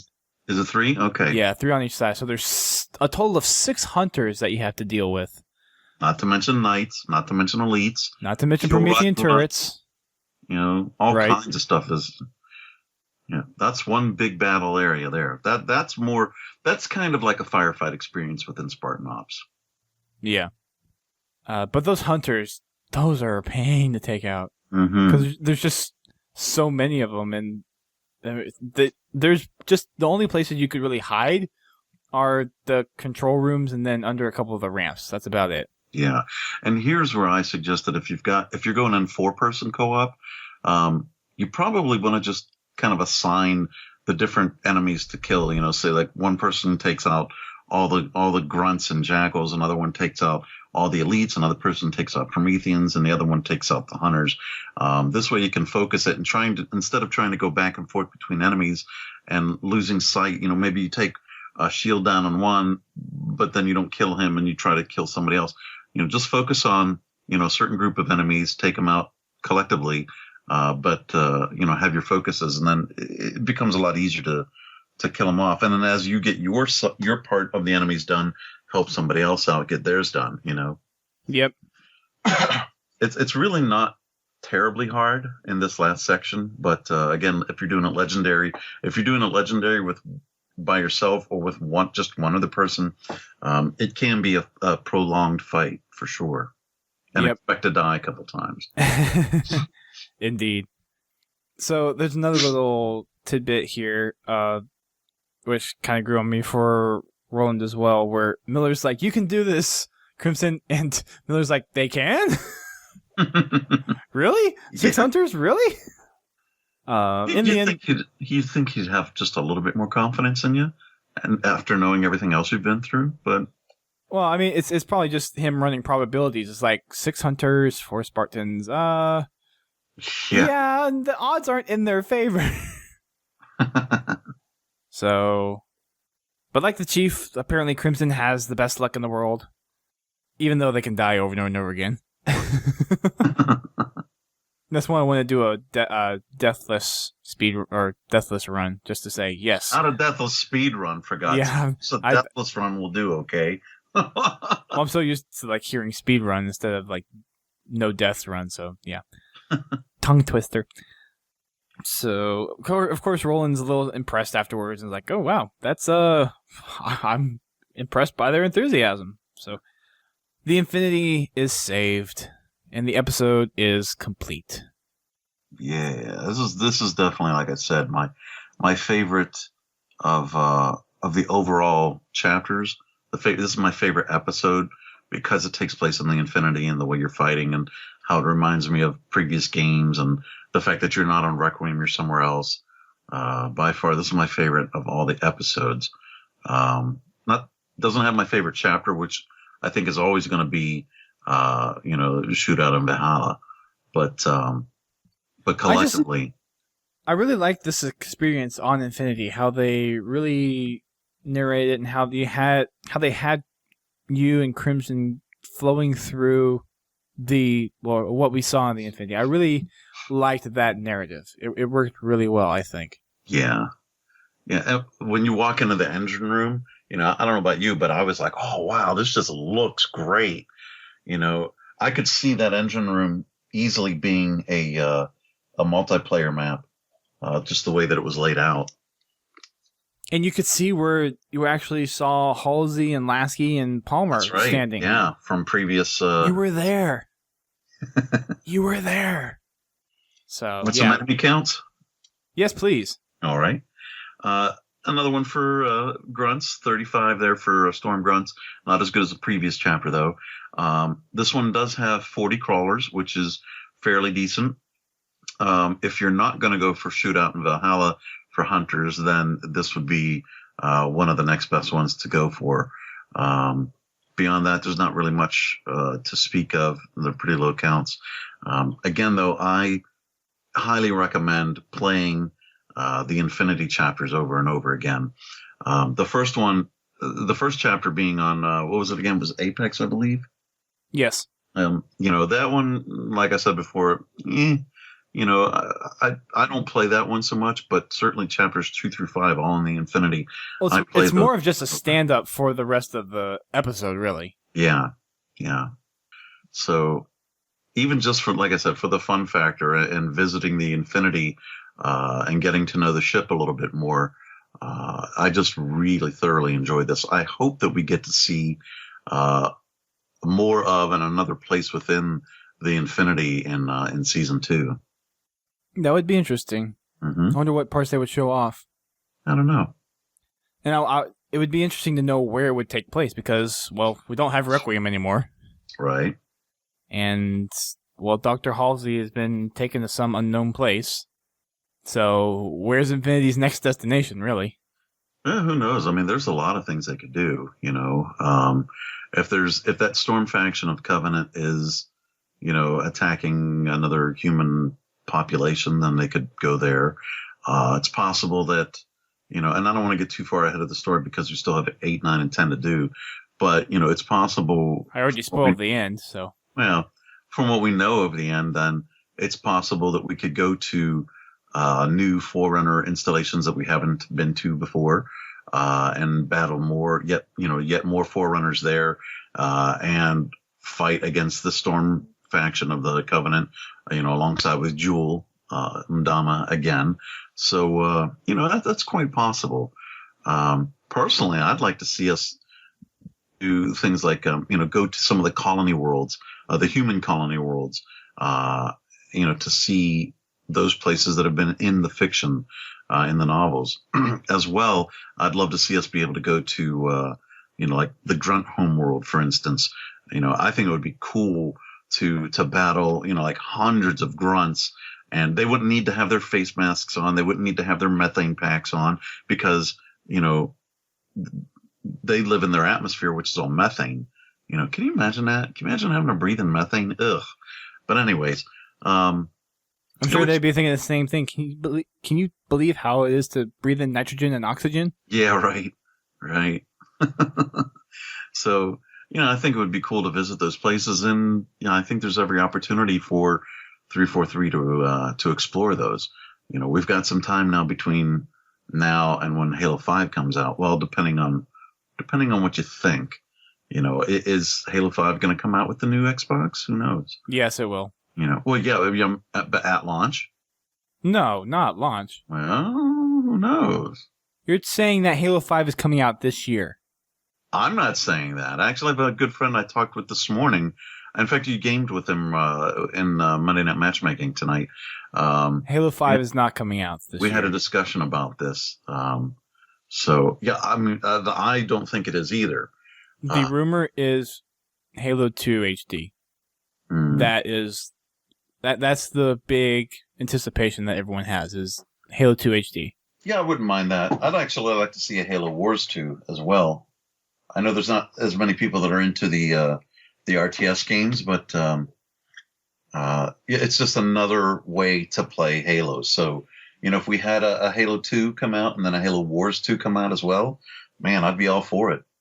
Would certainly be able to fill up my time in between those and Halo 5. That's what everyone's anticipating. Yeah. So, I think we've taken time out of everyone's schedule enough to wrap up this show. I do want to make one correction from the last show that someone reached out and corrected me. Thorn actually took out the 2 elites with a storm rifle, not a carbine. Okay. So, yeah. Someone pointed it out. I thought I'd correct it here. Sounds good. Anyways, thanks guys for listening in. Sorry for the long podcast, but then again, it's more juicy details for you to enjoy and for us to talk about because we love talking about all this stuff. And the evident. Exactly, right? We will see you guys for episode 8, and we got some more interesting stuff going through there as well. Maybe not quite as interesting as episode 7. I think episode 7 is probably one of my favorite episodes out of the whole experience, but we will see what episode 8 has in store for us next time. So, until then, keep on fragging those tropes.